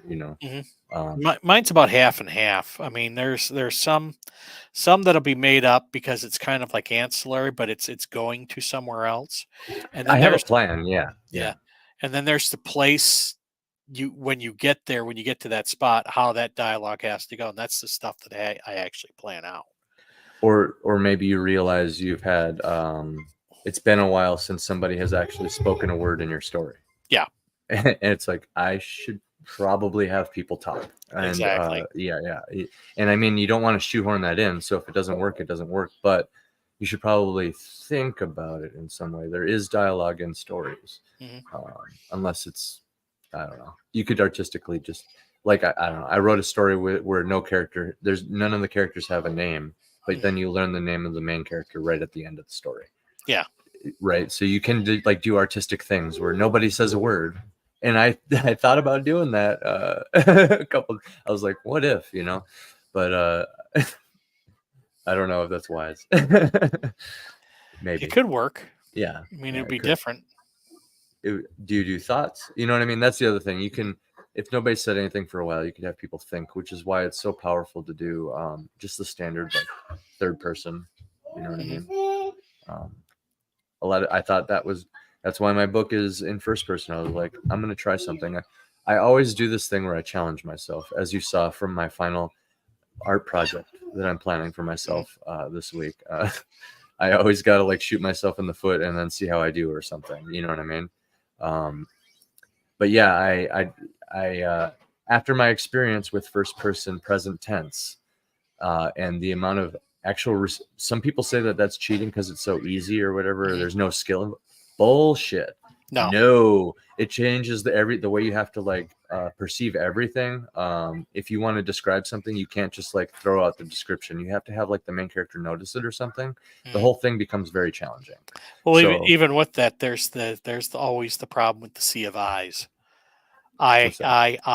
I. Dude. Oh, you're. This Oh, is I just like gritted and my teeth a little bit. this is the reason why I don't write that, because I can't. When I hear that, and Yeah, I that's the reason why I'm third person.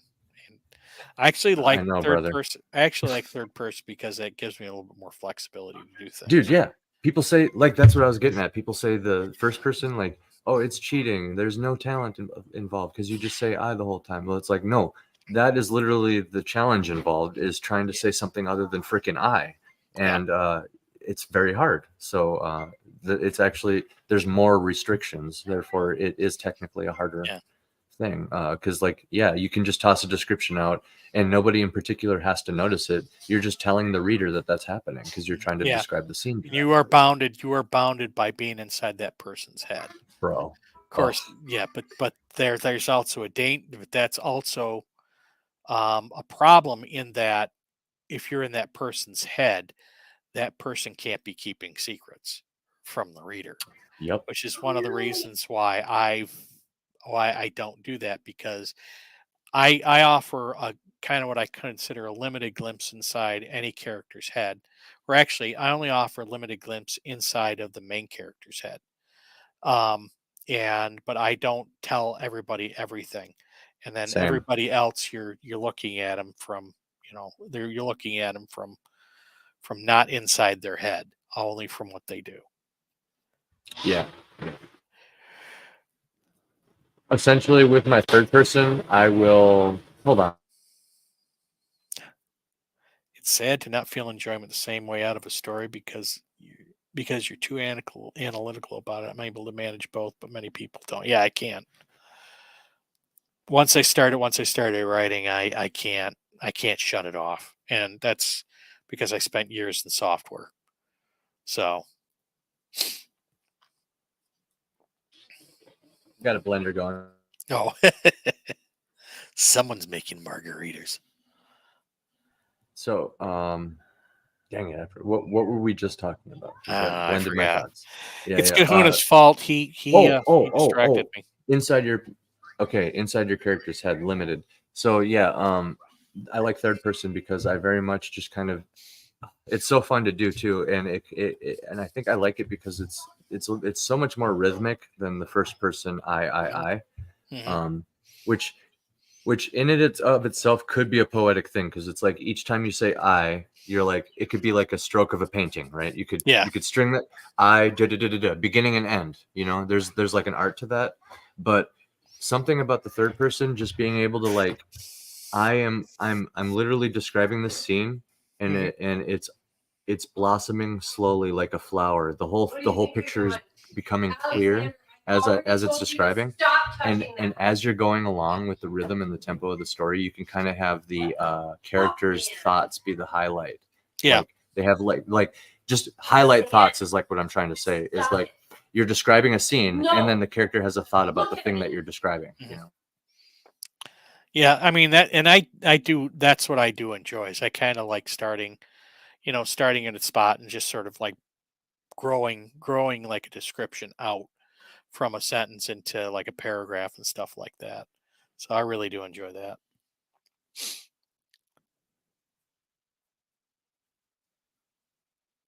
Thank you so much. Here, we're gonna play a couple ads while Katie gets set up over here on our end as well. Okay, I'm gonna take a break real quick. Yeah. Take a drink break, take a bathroom break, whatever you got to do. Okay. We'll be back in a few minutes. All right. And to everybody here, thank you. Anvil.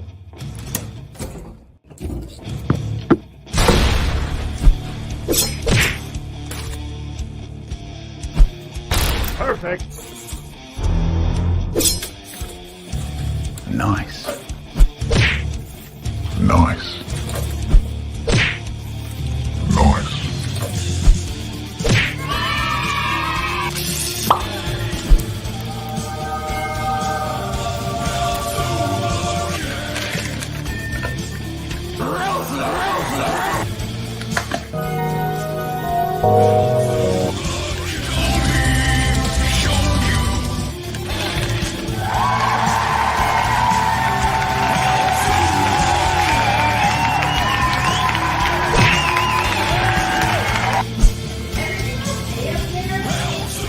It is now.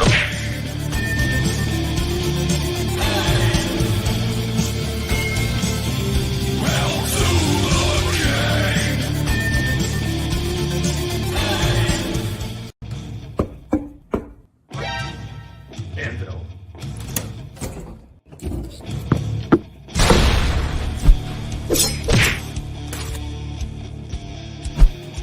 Perfect. Nice. Nice. Nice.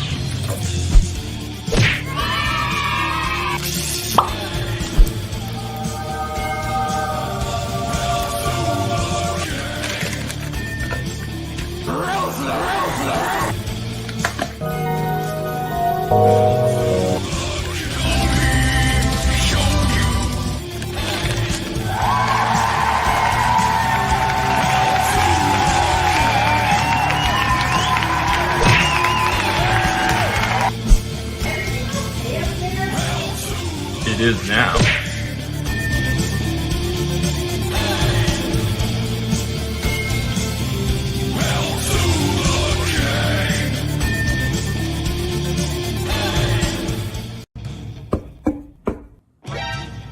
Anvil.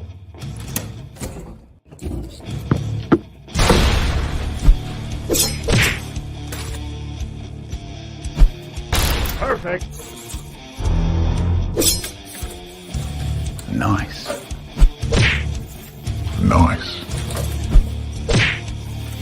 Nice.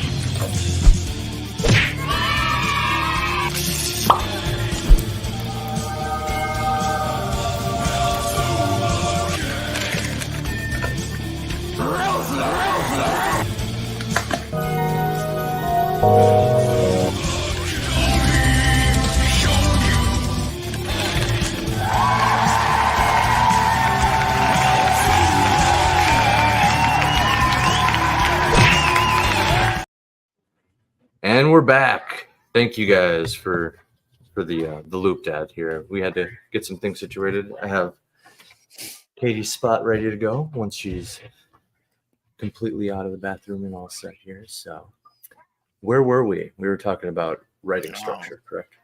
I guess. Yeah, something like that. Or character like perspective and stuff. Something I'm like old. I forget things quickly. that. Yeah. Either way, first person, interesting, but more challenging than you'd think. Mhm. Third person, good. vote third person. I've always wondered about second person. People have actually done that. I do it in mine. It's you're talking to another person, right? I guess. I don't know. Yeah. My protagonist is pregnant, so and because of the first person, I can sneak some second person lines in there Oh, wow. in the form of her talking to her baby. So there you go. I think that works. I mean, I'll probably still get criticism because isn't it one of those cardinal sins? Like, don't even try a second person. Yeah. Yeah, don't even try it because you're bad, you know.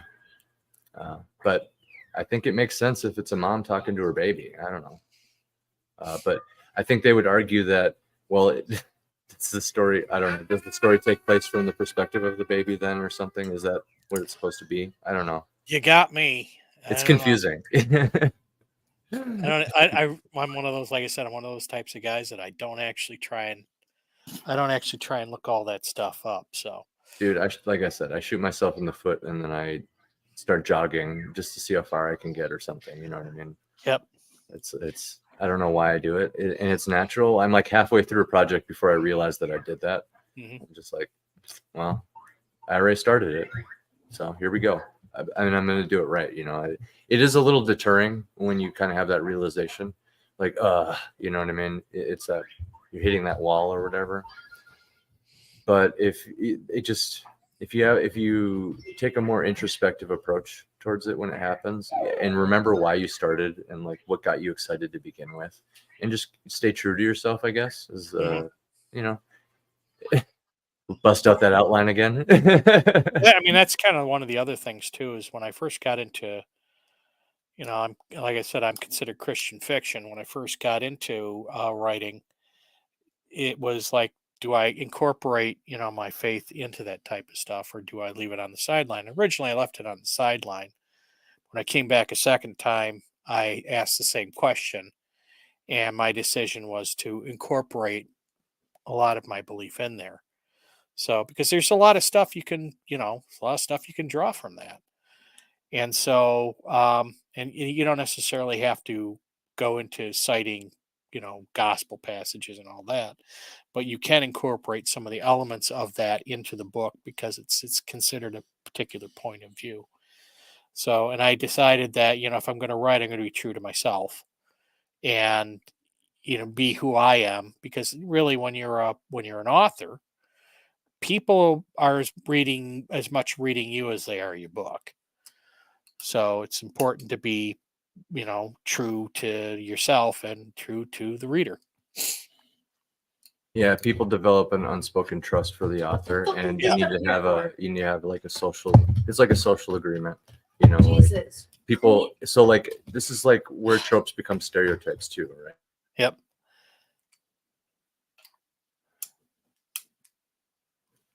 So, anyways. Yeah. Anyway, sorry. What would you give a negative review to an indie author and share it publicly? No, I would not. Actually, I don't review people publicly. I do it privately. If you want me to take a look at your stuff, and it's probably, I wouldn't even read something all the way through. I would read like maybe a couple or 5 chapters of it and give you my assessment. I don't do reviews. I see it as a conflict of interest, or I see it as something that could be taken as a conflict of interest. And I prefer reviews to come from readers and fans. Yeah. But if somebody likes my work enough and it really wants my opinion on something, I'll give it to them. But I'll do it in private. I like that. I like that approach. Because And the thing you're is, onto something there. somebody's stuff could suck, and you're not doing them any favors by saying that it's good. Or saying it's bad. Yeah. And you are harming them by telling them it's crap. Yeah. But I have no problems when I hear something that I really like is to publicly say, you need to, like I did that with James Esparza not too long ago. He was doing something, he was reading something off of his Substack, and I'm like, dude, you need to make a book out of that, and you need to put it on Amazon because that's really good. Yeah. And, so I'll do that type of stuff, but I tend to not, I don't want to get into the reviewing other authors' books. And number one, there's a lot of other people already doing it. Yeah. Yeah. And number two, frickin' time. I have a frickin' full-time job. And I'm a business. I got all that stuff going on, and now I got all this stuff that I need to move over to the business, and I got to write books, and I got to do promotional stuff. And I just don't have time. Yeah, the pain. The pain is real. I relate to that so hard, dude. Oh man. And then there's other things too, like I just, I like doing videos, but I only want to talk about stuff when I feel like I have something to say. Yeah. And that's I felt that way about the Fallout show. Yeah. Like, a lot of this, like I said, a lot of my inspirations come from visual format. Yeah. Right. So yeah, dude. I don't know. I felt like I had to say something. It was like these cultural things that happen, like Furiosa recently. I love Mad Max. That's one of the, A Boy and His Dog too. That whole genre. You listed a bunch of fantasy. Like I'm right there with you with the fantasy. So when this stuff comes out, I have to investigate. Yeah, I have to. I don't know. But it's like the movie. It's like the movie. I don't even. If you notice, I don't even review movies on my channel because number one, I don't have time to watch them, and number two, there are a lot of appreciators that I appreciate. And number two, it's one of those things where it's like if I go do say something, it takes time. If I need to do a video, and I know I need to do videos because it's I got a YouTube channel, people do watch it. That takes a lot of time, and it takes me away from writing. And my main purpose is writing, not doing a YouTube channel or live streams. I have to do live streams to promote a book, so that's that's part of that gig. Yeah. But to try and attract people to and do live stream content to attract people like a lot of other authors do, I can't do it. I don't have time. Yeah. And I, honestly, outside of me harassing Royce, I have the personality of Paste, and that doesn't make for a very compelling live stream, honestly. So Well, you're doing good this time, man. Yeah. You're filled with knowledge, and you do have a good personality. wise. He's Yeah. wise. Yeah, he's wise. Yeah. For sure, brother. And it's like, and the other thing too is like when I talk, if you've ever seen any of my where I just talk to a camera, you'll notice there's enough jump cuts in there to force people into epileptic seizures. I'm not exactly the most articulate person. There are a lot of people who are, John Douglas, he's very articulate, He in is. his way. He's very articulate, very straightforward. Kahuna as well. Yes. And those guys, you can watch and you can enjoy and appreciate. I am not articulate. So, I mean, I tend to even stumble over some of my best insults at Royce. So, Dude, I do the same thing. Sometimes I feel like I got a banger and it's just crickets. yeah. I didn't say that. Delete. Oh, I can't delete. Damn it. But yeah, yeah, I'm the same way. Like, as you and the listeners all saw, I can be a little airheaded at times and forget my train of thought. But like once I'm in that train of thought, I can just go. You know what I mean? And I'll kind of lap myself sometimes too, and kind of, like I did with the dialogue thing. Like that's the most. I brought it up and then I forgot to mention it, and then I brought it up again, and it's just like I do the same thing. Yeah.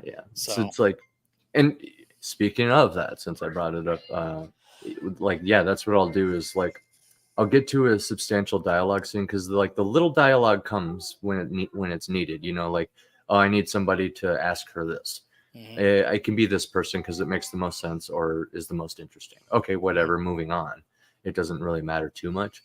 But when you have a big dialogue scene, like this is the feast, right, or something like that, or this is the big speech before the battle, or whatever it is. I kind of get all the way up to the point of the scene, and then I kind of I sit down with it in front of me, and I just kind of like start visualizing it because I don't know what it is, but you just can't fake it because I feel like people very much are like hearing it in their head and reading it a certain way and stuff like that. So like they'll pick up on fabricated bullshit when it comes to the dialogue. Yeah. I don't know what I do exactly, but I just sit down, I focus on it a lot, and I just try to like method act the characters essentially. Well, this is where movies come in. If you, like I said, if you watch good movies, one of the things about movies is that they are very heavy in dialogue. In addition to the visuals, but they're very heavy in dialogue. And if you watch good movies, you can pick up good dialogue on it. How a character would say something, and the interaction between people. I was articulate tonight. Thank you, Wrangler. Or are you talking? Or are you talking to Pritchard? Oh, he was talking to you. Based Wrangler. But yeah, that's a good movie is a great way to pick up good dialogue tips. My opinion. I've seen a lot of books that supposedly had great dialogue, but I can actually do you one better too, because not only are you 100% correct, which is why anybody, you see anybody talking shit about being inspired from movies, and then as a writer, nobody can really talk shit about that because movies it's like, are you saying movies aren't a good art form or something? But you can not only study movies, but you can pull like scripts from some of these really good these movies that are known for their dialogue, like a few of them come to mind, like Godfather and like Pulp Fiction and stuff. I think there's a line in Pulp Fiction that's famous because of the dialogue. He's like, what does he say? Pack of smokes or something like that. And he's like, It's the pack of smoke scene, and it's Bruce Willis dialogue. I'm gonna see if I can pull it up. Essentially, he's like, filters, and he's like none. You know what I mean? It's just this snappy. You know what I mean? Filters, none. And it takes you somewhere. Yeah, and it's purposeful. Uncomfortable silence. That's not it. Okay, it's just pulling all the other famous scenes. But yeah, I saw it broken down in a video at one point. But anyway, you take these scripts and you can just you can read through it, right? And you can literally see it in the same format that you're going to be doing it. I shouldn't say the same format, but in the same medium. Mm-hmm. And then it's just in a different format, right? Because, scripts, it's all down the center, everything's centered, there's underlines, it's very much like encyclopedic, because it's very much a blueprint. It's very much probably everything you hate, Herman, as far as outlining. That's what the script is. Well, that's what it is. It's there's actually getting on to Pulp Fiction. There's one of my favorite parts was and it's not really dialogue, it's more of a monologue, where I forget the black guy's name, but the guy who plays Samuel Jackson.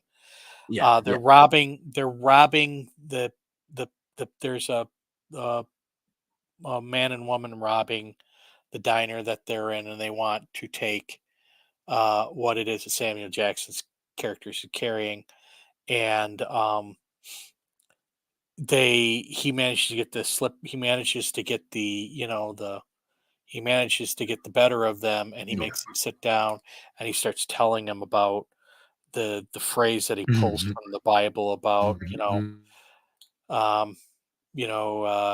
something about the righteous man and all this other stuff. He goes, the righteous hand of God, and the righteous like hand that, of God, and I will smite thee, or something like that. Yeah, He goes, yeah.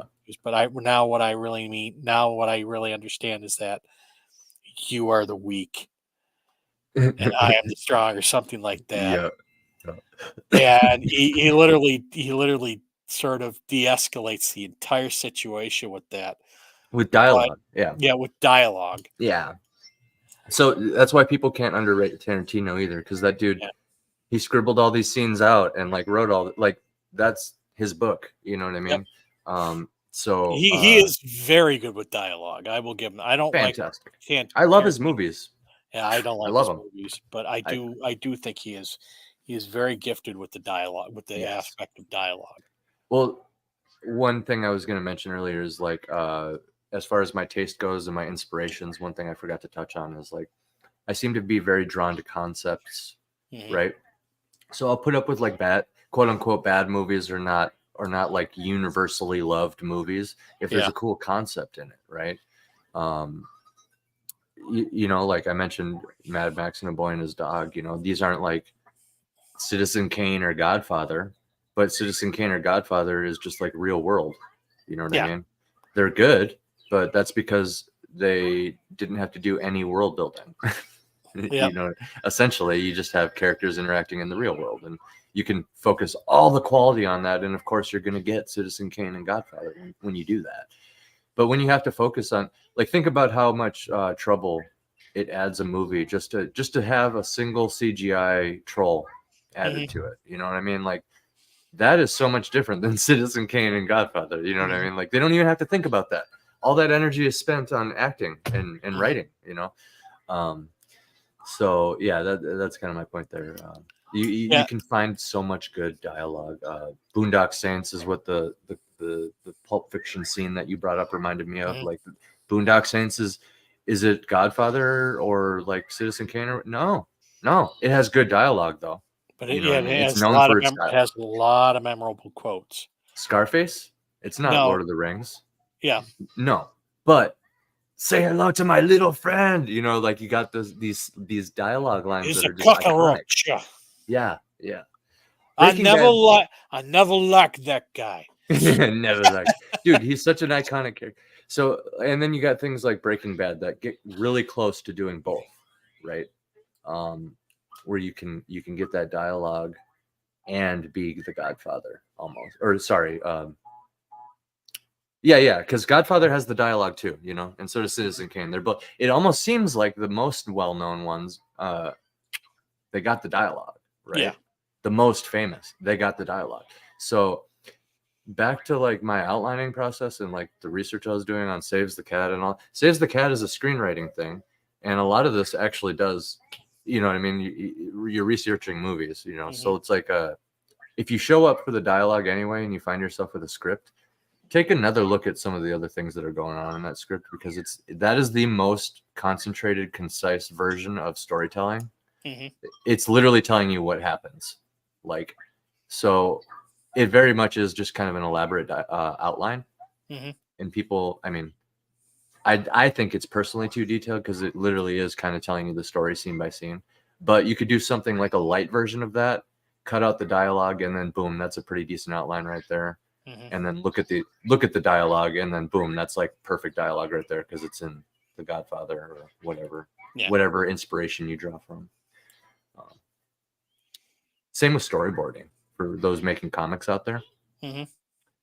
Some of the original I keep bringing up Godfather, but some of the original Godfather sketches are fascinating. I think one of the first things was drawn on a napkin, and I think that's still floating around on the internet somewhere.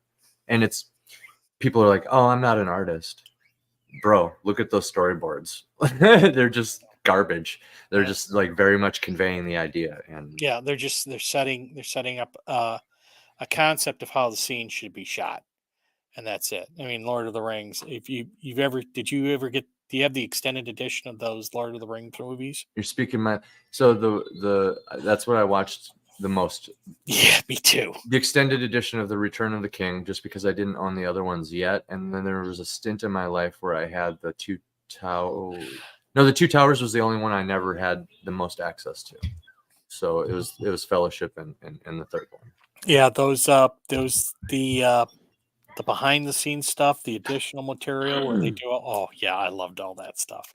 I watched it several times, like the appendices. Yeah. Oh yeah, that's some tasty stuff, man. Seeing how the scenes were shot, like Peter Jackson talking about it, the actors talking about it, bro.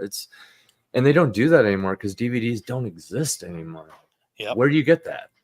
You have to go on YouTube and like hunt down interviews or something. Yeah. But like you still don't get to see how most of the Rohirrim are actually there and how much of it is actually CGI and stuff, and you know how they all had to learn horseback, the actors, you know. Yeah. Stuff like that. You don't really, unless it's like a special, like behind the scenes interview with somebody famous. I don't know.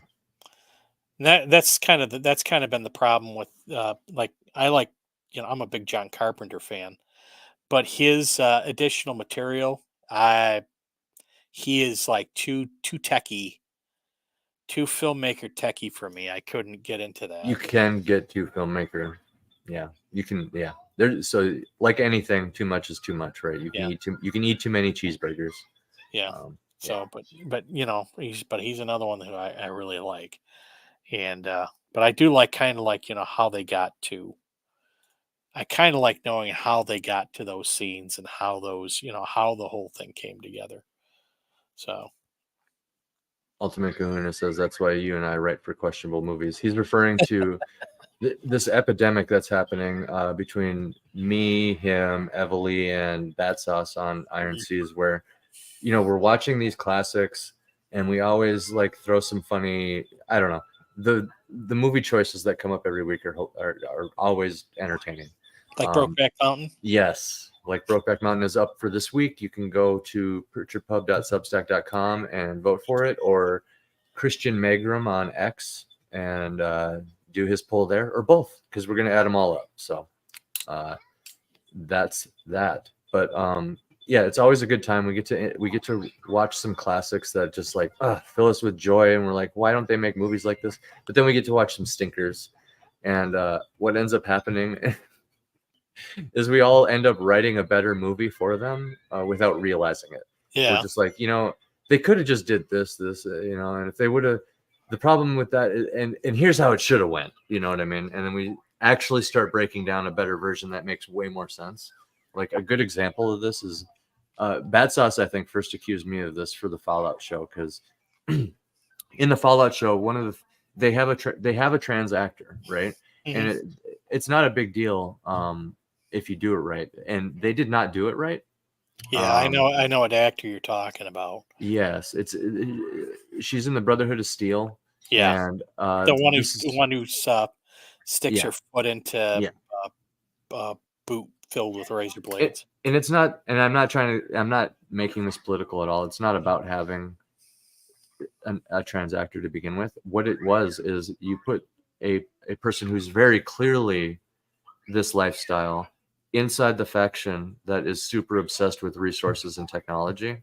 Yeah. If you would have did that in a way, because I could see the Brotherhood of Steel experimenting with that kind of thing. Hang a lantern on it. People will appreciate that. That's actually even better representation. And right now I'm already in the throes of writing a better, so you can see what I'm talking about by writing a better thing. So basically I solved it by you don't get rid of the actor. I see why it's there. You need it there, otherwise you'll be shunned by the masses or whatever. So you take the trans actor and you put them in the role of the mad doctor that one of the characters runs into in the desert. Those who've seen the show know who I'm talking about. This doctor is obsessed with like drugs and chemicals and altering your body, because this doctor gives the character a drug that alters his body. He like gets a healing factor essentially. So I think it would have been right on the money if you make this actor that role, because that seems like a really fun role. This mad doctor was extremely eccentric and actually super memorable, and you could tell that they were directed to be so, right? So let this actor kind of just like embrace who they are, and actually do logical representation that everybody's talking about all the time, and then it also fucking makes sense in the story. Yeah, because they could walk around very open about that in the shoes of this character who clearly has access to drugs, so they probably have hormones and stuff, maybe, you know what I'm saying, and has a fascination for this off the bat. It makes more sense than just a typical Brotherhood of Steel grunt. Yeah. So Bad Sauce is like, you're writing it for them, it doesn't do any good. Like, what's the point? But it's fun to speculate. Yeah. You ever find yourself doing that? Like, no, I end up getting so mad that they started with a good concept and they crapped all over it. Yeah. I can't tell you how many stories that I've seen is, this is a really great concept, and then they get halfway into the movie and they go in a direction. It's like, why? Why did you do that? Yeah. Why? Yeah, a few come to mind.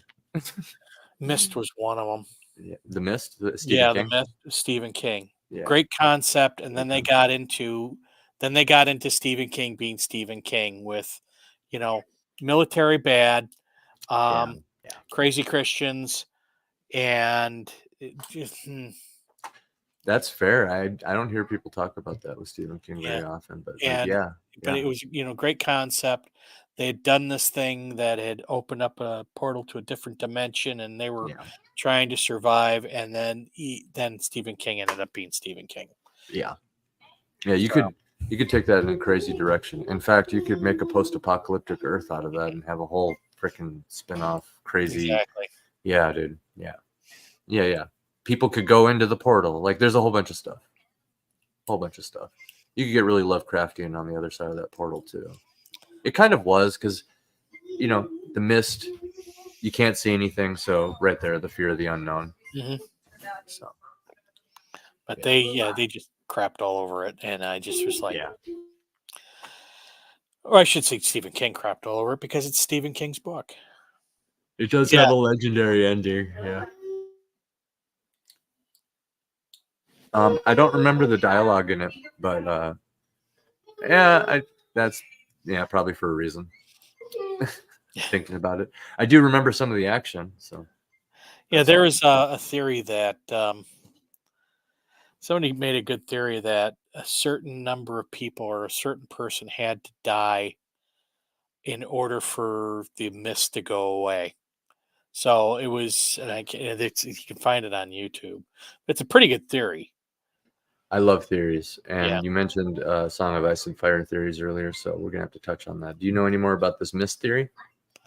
No, because I can't remember what it was. Like, was it like some sort of like original sin, like somebody's cursed and Yeah, somebody, a particular person had to die for the mist to come to an end, and I can't remember but you can look it up. It's there on YouTube. It was very, very compelling. I like theories, bro. I like Yeah, theories. or that everybody around this one person had to die before the thing, and that the mist was because of this one guy. Like I said, I can't remember, but I liked watching it. I was watching it while I was coding Hell yeah. one day. So, Hell yeah. Do you have any A Song of Ice and Fire theories? well, I've heard a lot of Song of Ice and Fire theories. Any that you The one gravitate is towards? that at the end, Jon Snow getting killed, it wasn't actually Jon Snow, but it was a skin. I want to say skin changer.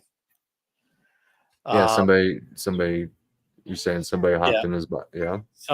Somebody was because I think Rattleshirt was.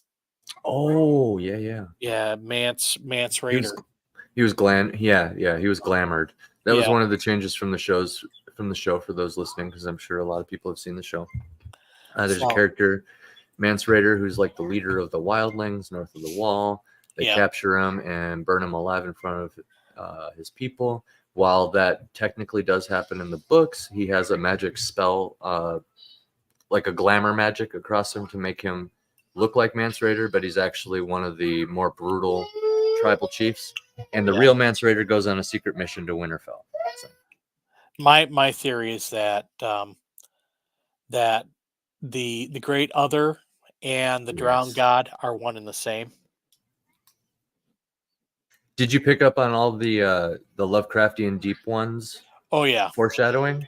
It's foreshadowing, bro. That's what it is. Because enough books have come out now where he's delivered on a couple things that were foreshadowed right away, and people are like, and they can start piecing this together. So the entire time through 5 books without even pulling the trigger on it yet, unless you count Biter.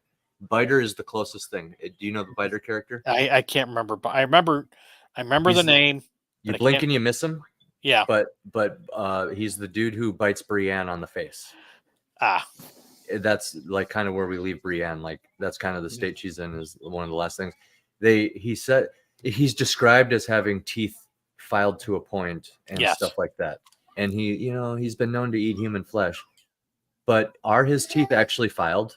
And is he a cannibal, or is he like a deep one freaking hybrid? Because all the other descriptions make him sound a lot like a fish person. Yeah, and then there's something in the lore about fish people. Actual fish people, and so and then there's the cannibalism in Skagos, but I think that was still related to. That was related to the First Men. There's a whole bunch of cool stuff with that too, with the Ironborn. Yeah, basically everybody's been touched by the deep ones. Because think about it, there's all this land in the world of Ice and Fire, right? There's even a map with all these places that haven't even been talked about unless you get the Silmarillion version of it. There's also that much water. And there's a lot of things in the water around some of these coastal areas. In fact, almost every coastal area has something nearby that like resembles, like it starts linking up across the world in spots like, these weird Lovecraftian monoliths and similar descriptions. The oily black stone. Yep. Essentially, Just to summarize a lot of it, like, the Ironborn are remnants of an ancient, probably some of the most abused humans by the Deep Ones, which is why their civilization is so brutal. But the Sea Stone Chair is an oily black stone chair that is like on the beach of one of the islands, and I believe they brought it into the throne room, and that's what the king sits on now, I believe. Yeah, and there's another area in Essos where the oily black stone is very predominant. Yes. And I used to know all this stuff, but I've forgotten it over time. Is that That's like the Ashai place, right? The shadow. Yeah, I think that's a shy. Yeah, because so there's all these crazy breadcrumbs. Like, okay, so just to not bury the lead, it's meteors, Lovecraftian meteors is what it really seems like. Okay, because I can't speak for the author, but yeah, it's basically meteors that have been carved in or shaped into the stone, or some process has happened, because there's a difference between that stone and the black stone that the Dragonfire shapes, because that in itself looks really unique because it's melted stone that's rehardened and stuff like that.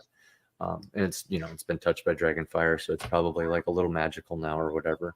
But the oily black, that description is meteor. It's Lovecraftian.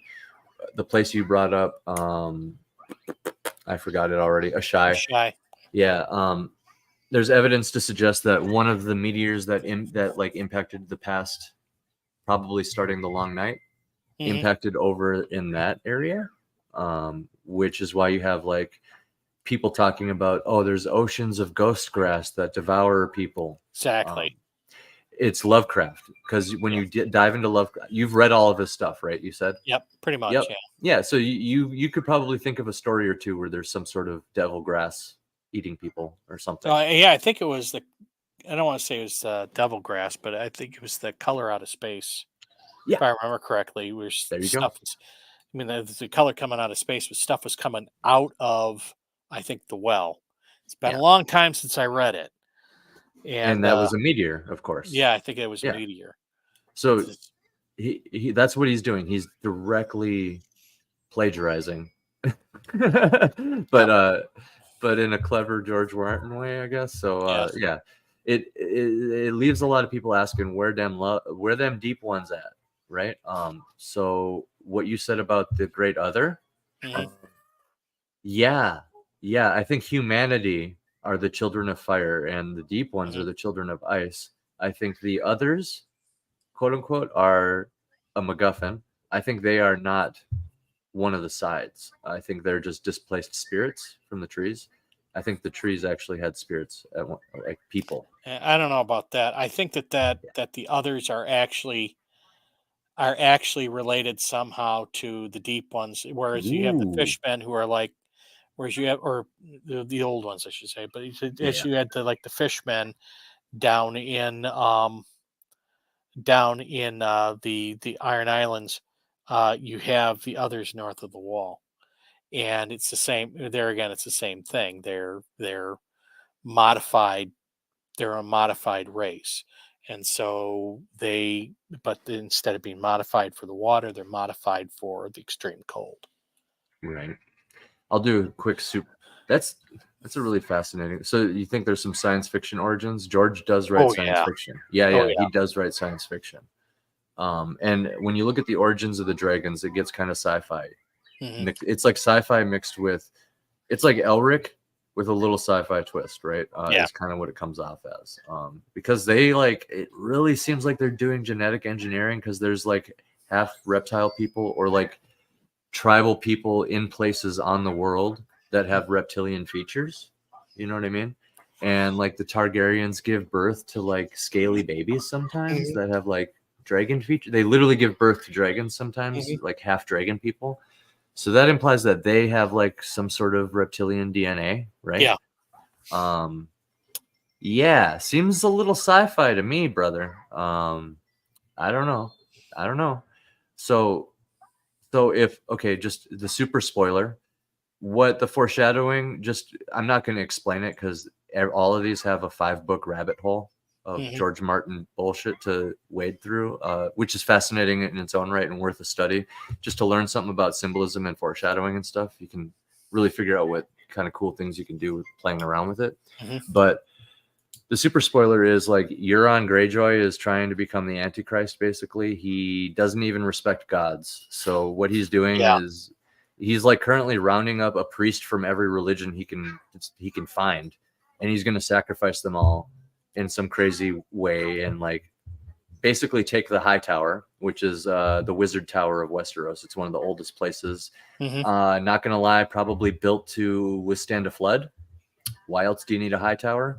It's built on top of oily black foundation. Mhm. All these places where chunks of the meteor landed became holy sites. Mhm. So yeah, the high tower, probably flood escaping. Think like the Tower of Babel, which also very well could have been like mixed up with flood escaping, but I don't know much about scripture, to be honest. It does seem like a sufficient way to topple a tower with like a flood of water that's bigger than a mountain. Yeah. Just saying. But yeah, he's probably going to take the high tower, which is filled with all kinds of wizard shit that like maesters don't even touch or they keep secret. So this warlock, essentially, this demonic warlock, is going to get access to all that. Once he gets that, he's going to do something crazy. Does he summon the comet again? Because we established there's like sci-fi origins. So is there some sort of scientific way that human beings can pull like a comet into the orbit of the planet so that it hits the moon? Or maybe somebody was trying to was tampering with that and it accidentally hit the moon, because what it implies, like when you look at like the creation stories of like the dragons and stuff from the people in the world, some of this pointless dialogue that's in there that a lot of people criticize, it's not pointless. He's symbolizing shit, but he's kind of telling you how it happened. Like a meteor hits the moon, quote unquote, impregnates it, and then the moon gives birth to dragons. In real life, and I think even like in religions across the world, people refer to comets and stuff as dragons in the sky constantly. So yeah, essentially there was an apocalyptic event where the moon was struck and chunks of that rained all over. The oily black stone could be moon, actually, now that we're talking about it. It could be moon instead of meteor. Or instead of comet, I should say. But yeah, that's probably going to happen. I also think, and I think when that happens, it's going to be a very Lovecraftian thing. Think about it. Like Euron, everything about him is very Lovecraftian too. Oh yeah, you know? He is. Yeah, he's kind of like he's the one guy who doesn't care about politics, and he's out there. I mean, he's way out there. Yeah. He does not give a fuck. He's the most evil character for sure. And he embodies hubris. And within the history of Westeros, I don't know if you know this, and I look way too much into this because I know a symbolism channel. Shout outs to Lucifer Means Lightbringer, David Lightbringer. He breaks down all the Game of Thrones symbolism, but it's worth researching just to be able to identify symbolism, even if you're not a fan of Game of Thrones. But yeah, like he embodies hubris, and within the history of the world, Harrenhal, are you familiar with that? Yeah, I remember Harrenhal. It's cursed, right? Yep. Allegedly. So that curse is actually magically there, and it's because of mankind's hubris. Like there was a lot of unintentional magical spells that went into the creation of that thing. Like when you look at it, like the mortar is like mixed with blood and like 1,000 slaves died every day. It sounds like something out of Warhammer. Yeah. The building of Harrenhal. And it is the biggest thing, like the biggest fortress, right? Like it's got like 1,000 halls when really it only has like 67. But like, yeah, I digress. The day after it was complete, Aegon showed up and melted it.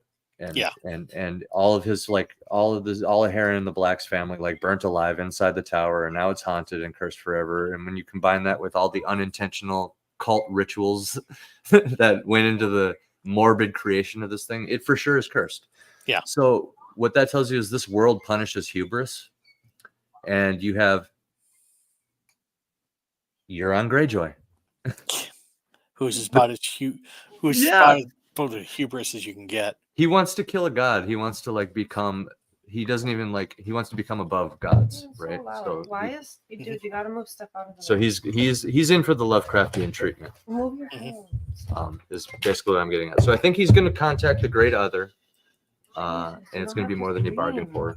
We can see the deep ones come out because he's very pirate sea related, right? Euron is very bro. This is actually getting me excited talking about it a little bit. Like what he's doing right now, he has a ship filled with blood, and he's sailing into Hightower. His plan is to what I think. He's literally just going to let them sink that ship, and the blood is going to seep into the water. And like, what's going to happen? Is it going to be a kraken?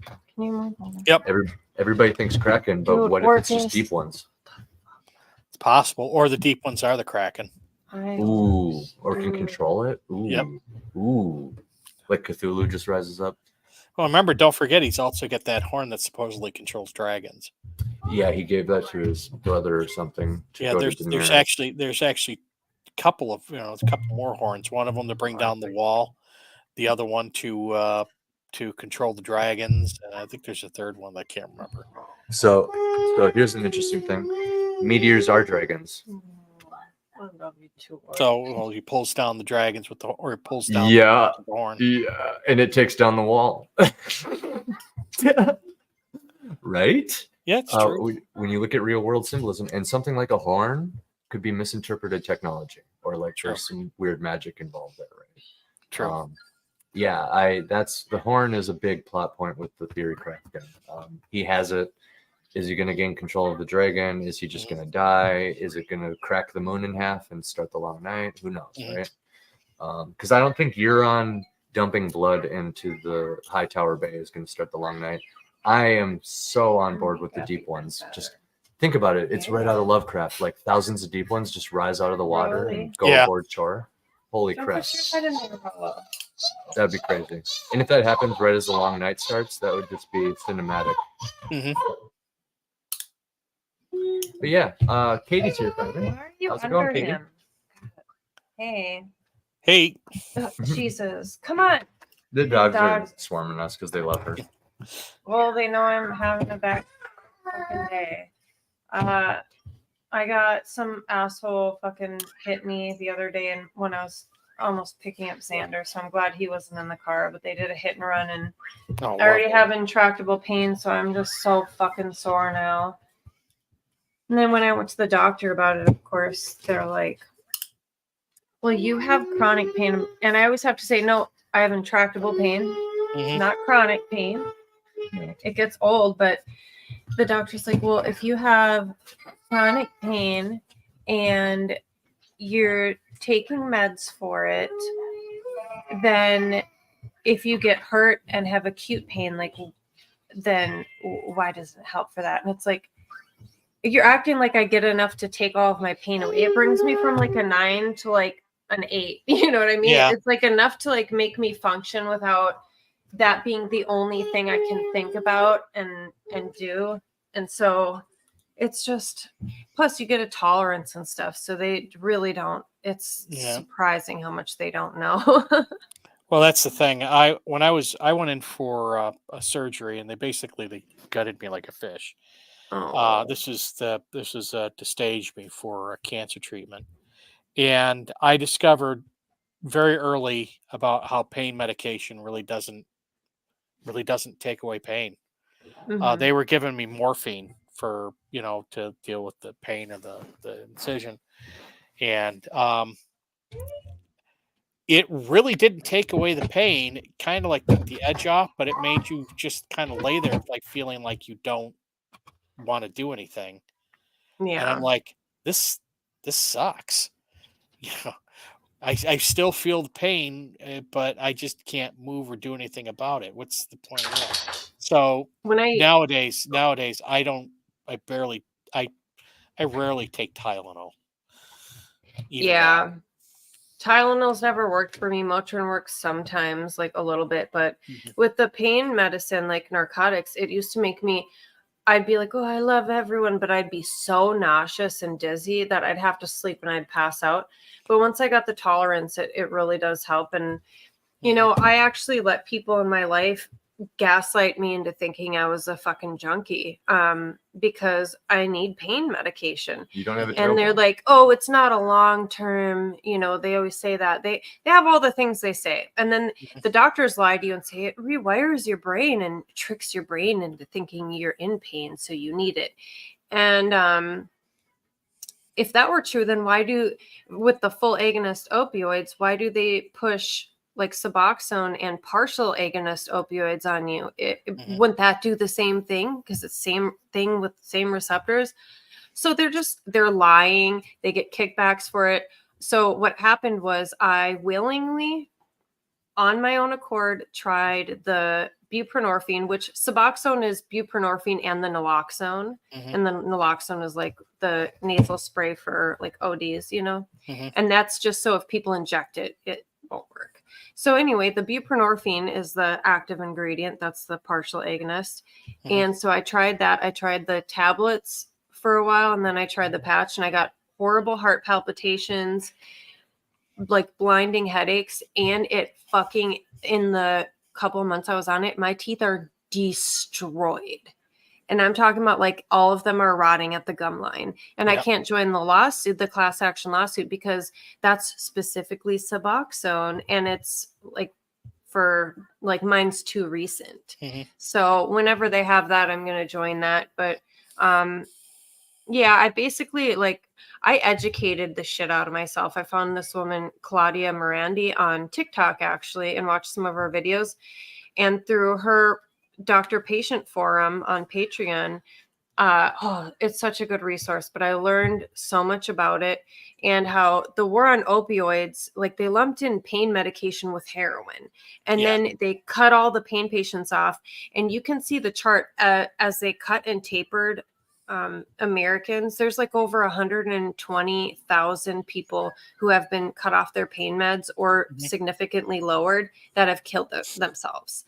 And you can see the chart of pain patients that got tapered, and the overdoses skyrocketed because people in pain are turning to the streets and getting fentanyl. So it's really, really bad. Pain patients are, it's not an it's opioid really epidemic. It's a fentanyl epidemic. The fentanyl is what kills people. Like people have always overdosed and stuff, but like it's once that got into the system, it's like she said, they turn to the streets and then trip up on the fentanyl. That's what happened to my cousin. Especially that stuff. I mean, it's manufactured.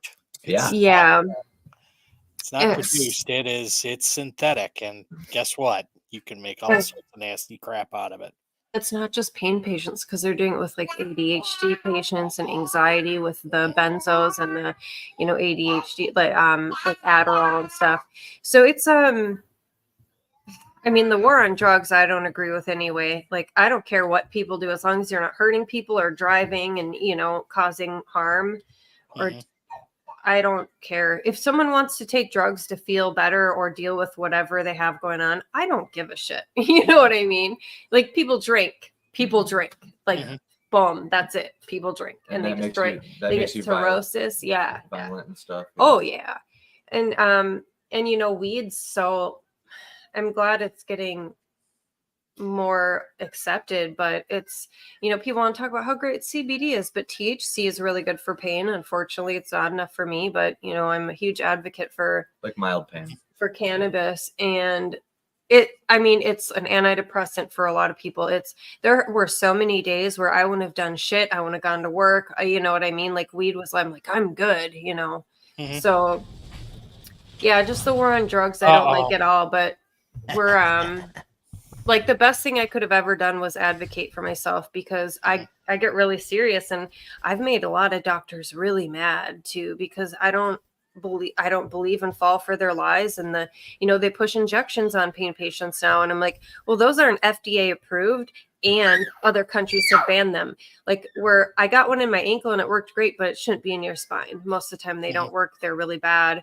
And like the pain pumps and all, you know, because they make money on everything but the narcotics now. So they'll push whatever, and you have to take their muscle relaxers and your nerve pain drugs that are they're for seizures, you know? So it's like, here, have this off-label drug that doesn't help, and have this.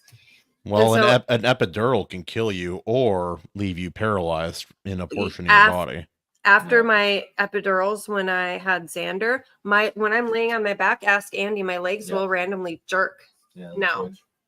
Well, they did that when they were putting it in. Sorry. That's what happened with me. I had a staging laparotomy. I had a pilonidal cyst that they took out, and they were going to just kind of numb me from the waist down, and so they were trying to do they call it a spinal block.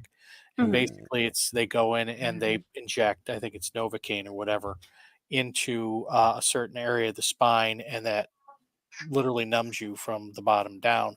Then they can do their surgery.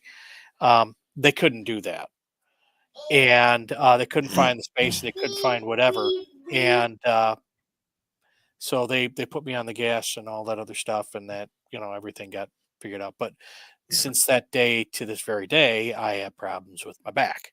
Yeah. Mhm. And it's Yep. right at the spot where they were trying to find the space. So Yep. Imagine that. The Yeah. more I learn about procedures to like numb people and put them under and all that jazz, I'm like, the old whiskey method for thousands of years, maybe not the worst idea. Yeah. Well, they also when you have so they say like redheads and blondes, like people with fair like hair and skin need more like they've actually done studies that we have a different like pain sensitivity, like we feel pain more, and we also need more numbing agents and anesthetics.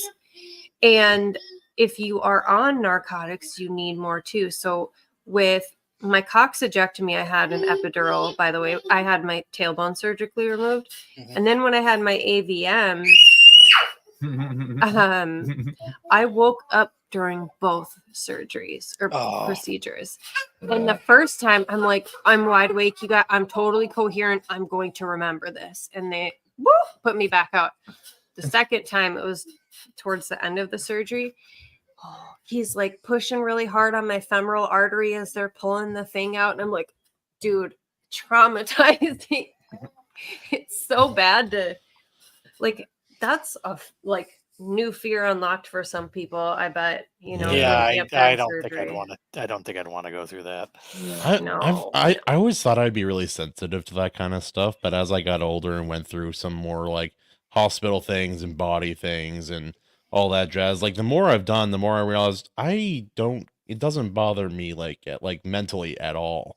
Like then I think back to my childhood. I'm like, I remember my dad taking a razor knife to pick out, like I had a whole armful of slivers from a bad board one day, like all between like this long, and there's like 20 of them. You had to use a dull razor blade and pull all those out, and I keep on thinking of things like that. I'm like, oh yeah, maybe I just grew up like with that kind of stuff. So who knows? Yeah, I never understood how people were so afraid of needles, because I'm just like, it doesn't bother me. I can't stand needles. I mean, I've had enough of them in me, but I just don't look. I don't. Yeah.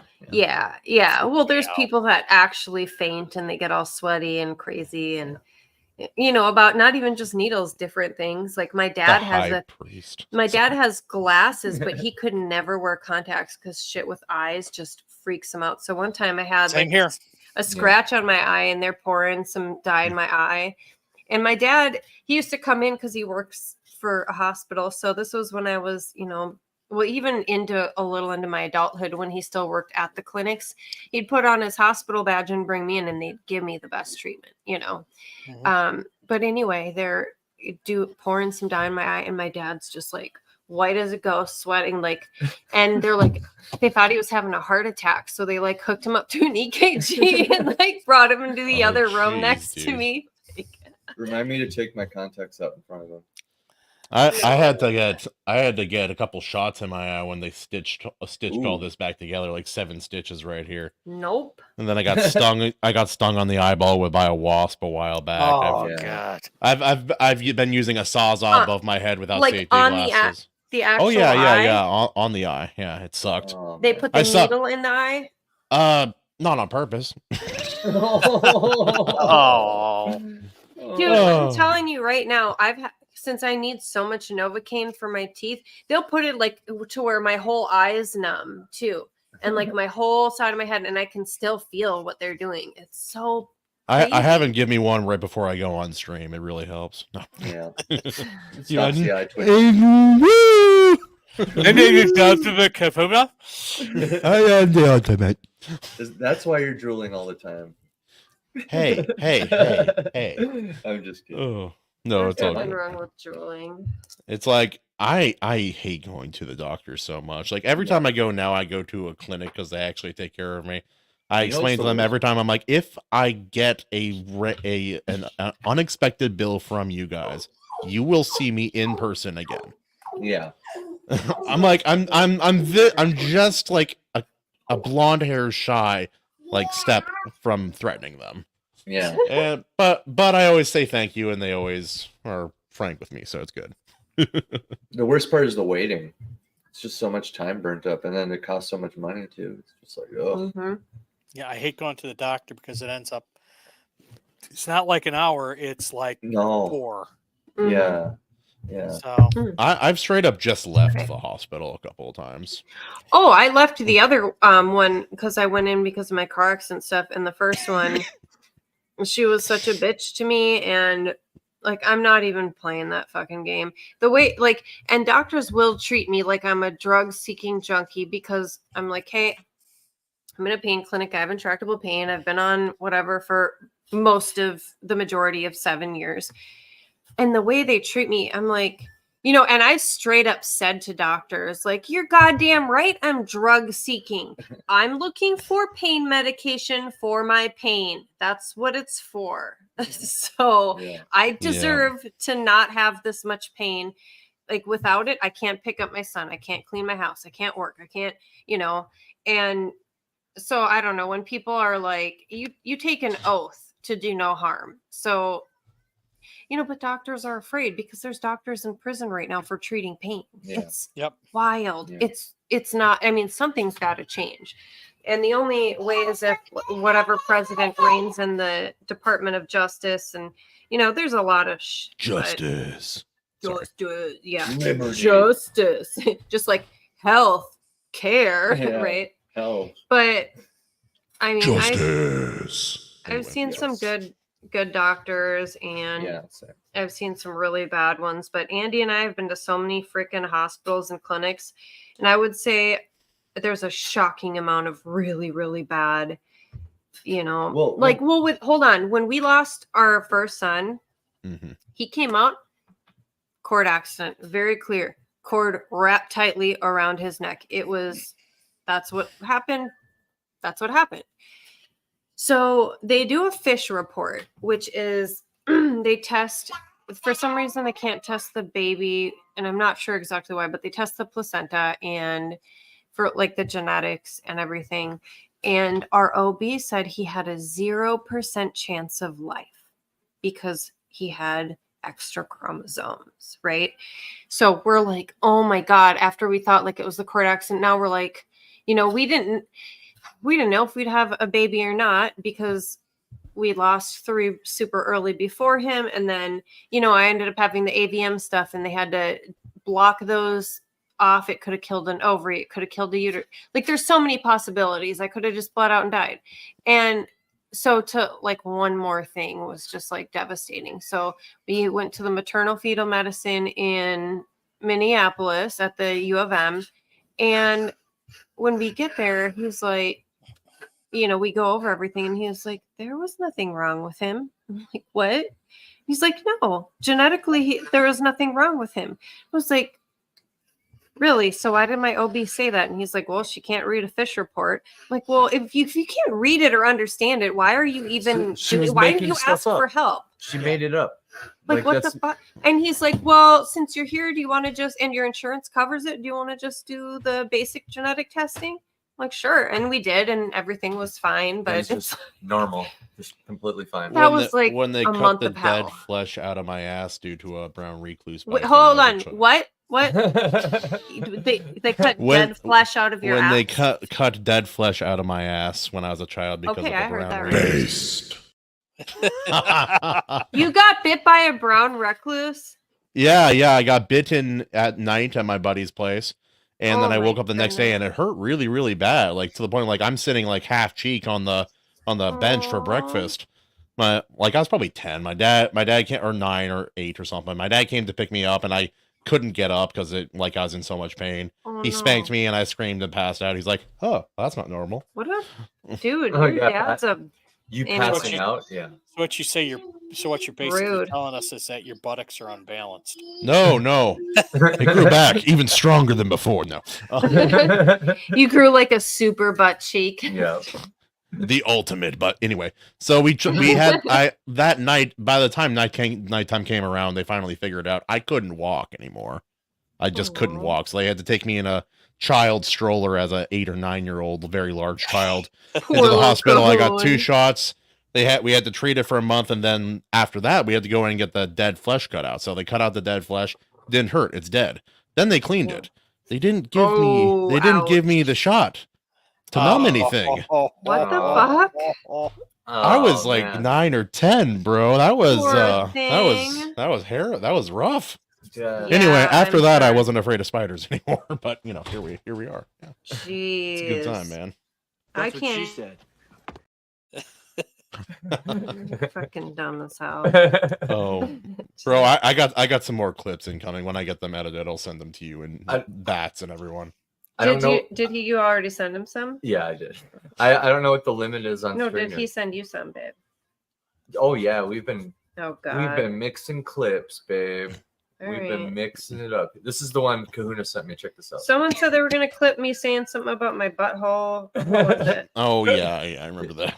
Don't remind Bad Sauce in the It's happened more than He once. wasn't there. Oh, but he would be the one who. That was like one of our first streams, I think. Oh, really? I don't know. Maybe it was Stormcrow or Avalanche. But Or someone. Kahuna Mind sent me this Flayer? clip. I don't know. I think it might have been Mind Flayer. Look at this clip, babe. What I'm saying is that your uncle is gay, Simba. I love that clip, dude.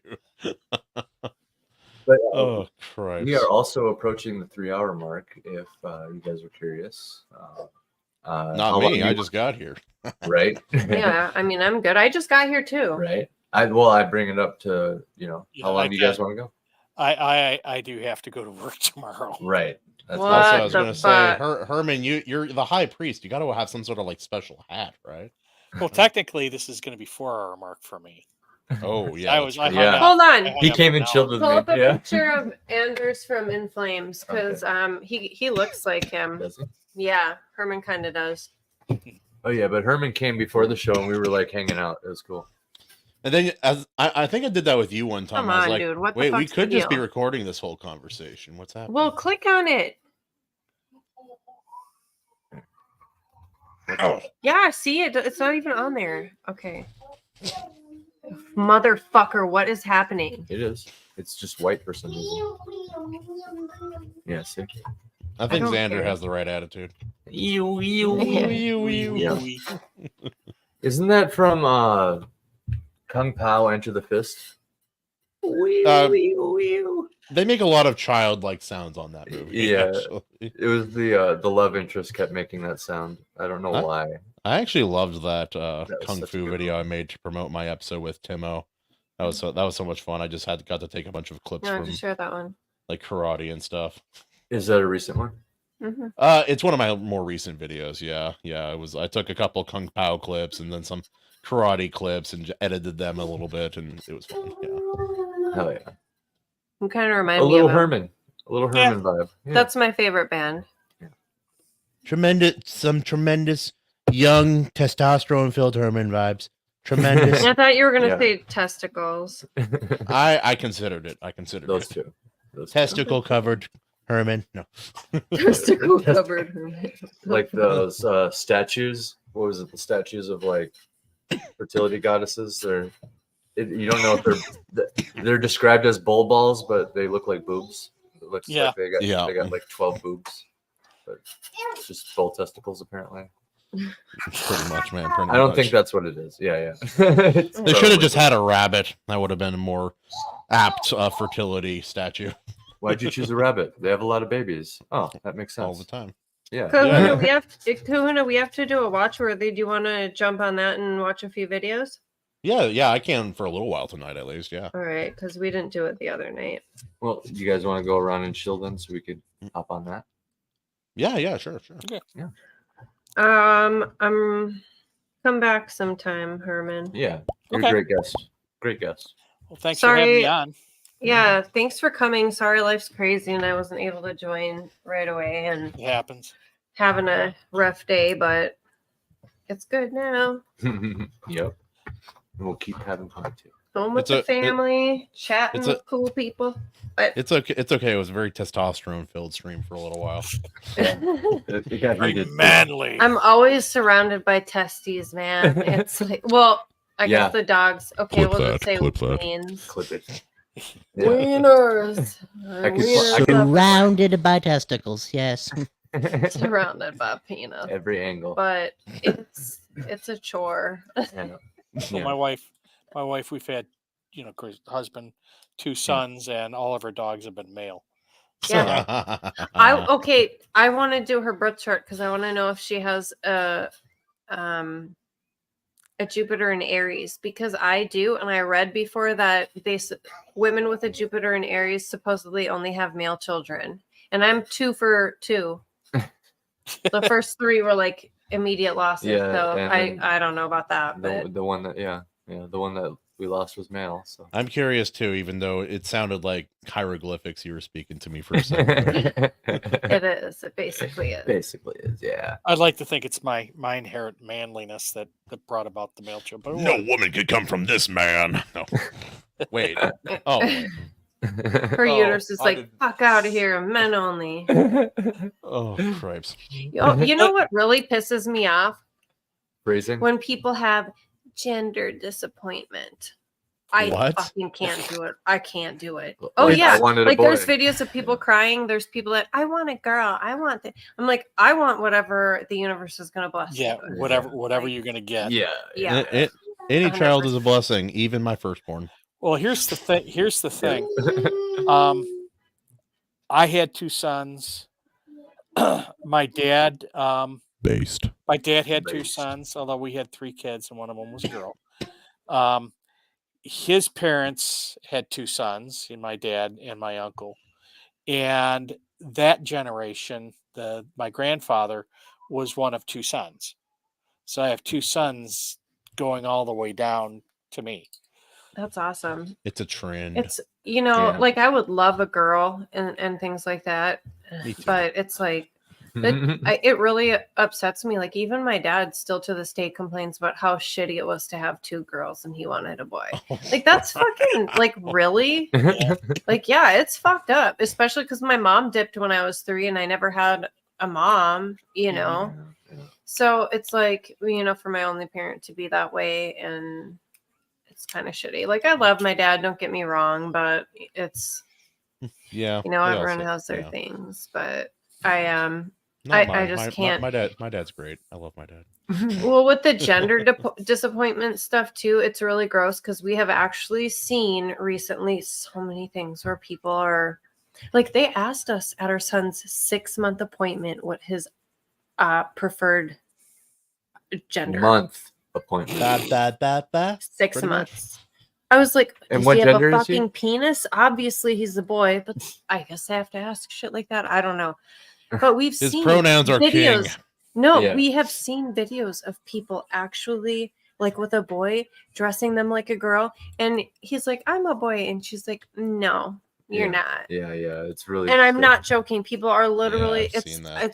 that's a crime. Yeah. That's a crime. It's trying to be. As screwed up as it was when my kids were going to school, I thank God every day that they were not born now. Yep. Yeah. That's Thanks. No. One of my friends, her son just got to this is his first year in college, and she said out of his whole friend group, he's the only one that goes by like he is. The only one. So yeah, that's. I don't know what we're like. How is my son ever going to Is this find like a the normal modern woman? version of having tips, like frosted tips in your Yeah. hair? Is that Pretty it? much, yeah. Except it's irreversible, and it sterilizes you, and it's clearly eugenesis. Clip Oh. that. Yeah. Bro. Is this the modern version of Frosted tips of the modern Frosted age. tips. Yeah. Or like guy liner, man bun. I didn't Your believe man my dad. My dad was born in 70, so 80s. He was right in that era. And he's like, yeah, everybody was doing the eyeliner thing in middle school. I'm like, and he's like, nope, not once. He did have an earring though, and that's Your dad was I was born in born- the 80s? no. He was in it in the 80s. He's born in 70. Born in 70. Oh, okay. See, I was born before your dad. Uh, That's how old I am. Wait a second. My dad's 60, born in 61. Holy When- fuck. Younger than your dad. Oh, there we Kahuna, go. how old are you? I'm 30. There you Oh, go. I'm 6 years older than you. He had Kahuna when he was 10. Yeah. Just about. Like a man No. does. Like a real man. Yeah. That's what happens. when No, you my don't work. dad was 23 and my mom was like 21, I think. So yeah, right in Okay. there. And then 14 months later, my brother came as well. Oops. Dude, There you go. it kind of sucks that we waited to have kids, but we didn't want kids before we met. And then we met and like literally like 2 days later, we're like, we're going to have Well, we're like, babies, dude, we're like get both married. blonde. Why not? It's all about having a goal. Wait a minute. Who's blonde? Andy's not blonde. No. He's blonde adjacent. I'm blonde enough. He's blonder blonde. than me. He's I'm blonde. Celtic. at heart. Yeah. They told us that Xander had red hair, like on his little That was birth funny. thing. It He says was red. literally still like gray and purple from just coming out of his mom, and they're like, "Oh, look at Beautiful red hair. beautiful red hair." It's- Never had red hair. It's just, it's seriously Skin strawberry color blonde, grayish but green it's with blonde. elongated scalp. Yeah. Yes. Yeah. Actually, my oldest son did have an elongated scalp. I used to call Oh him yeah, Daddy, mine did too. My first one. Daddy's little cone head. Oh, Aw. cute. I have pictures. We have those mirrors you put up for the rear facing car seats.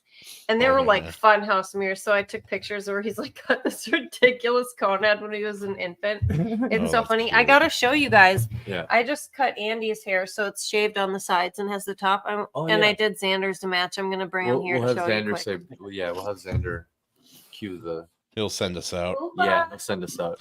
Booba, Dude, everybody my- wants to say hi. My hair is growing so damn fast now that I've gotten older, and my beard too. Every time, like it's getting irritating. Like I have to try to maintain my channel's facial hair.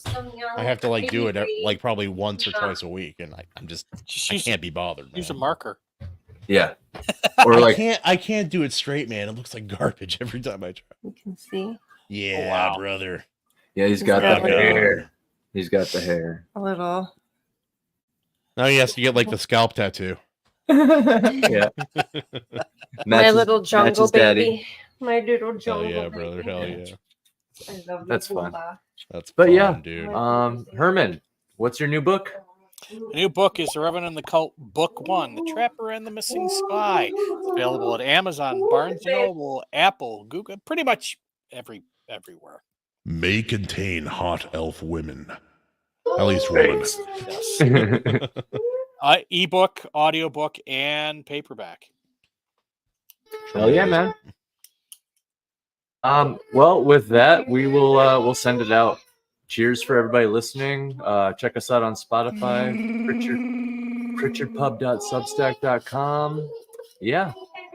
Tune in right after for some Watchworthy with me, Kahuna, and Katie. So thanks And again buy for my coming, book. Herman. Yeah, and buy Herman's book. Thanks for coming, Herman. Hey, no problem. Thanks for having me on. Buy my book. Bye.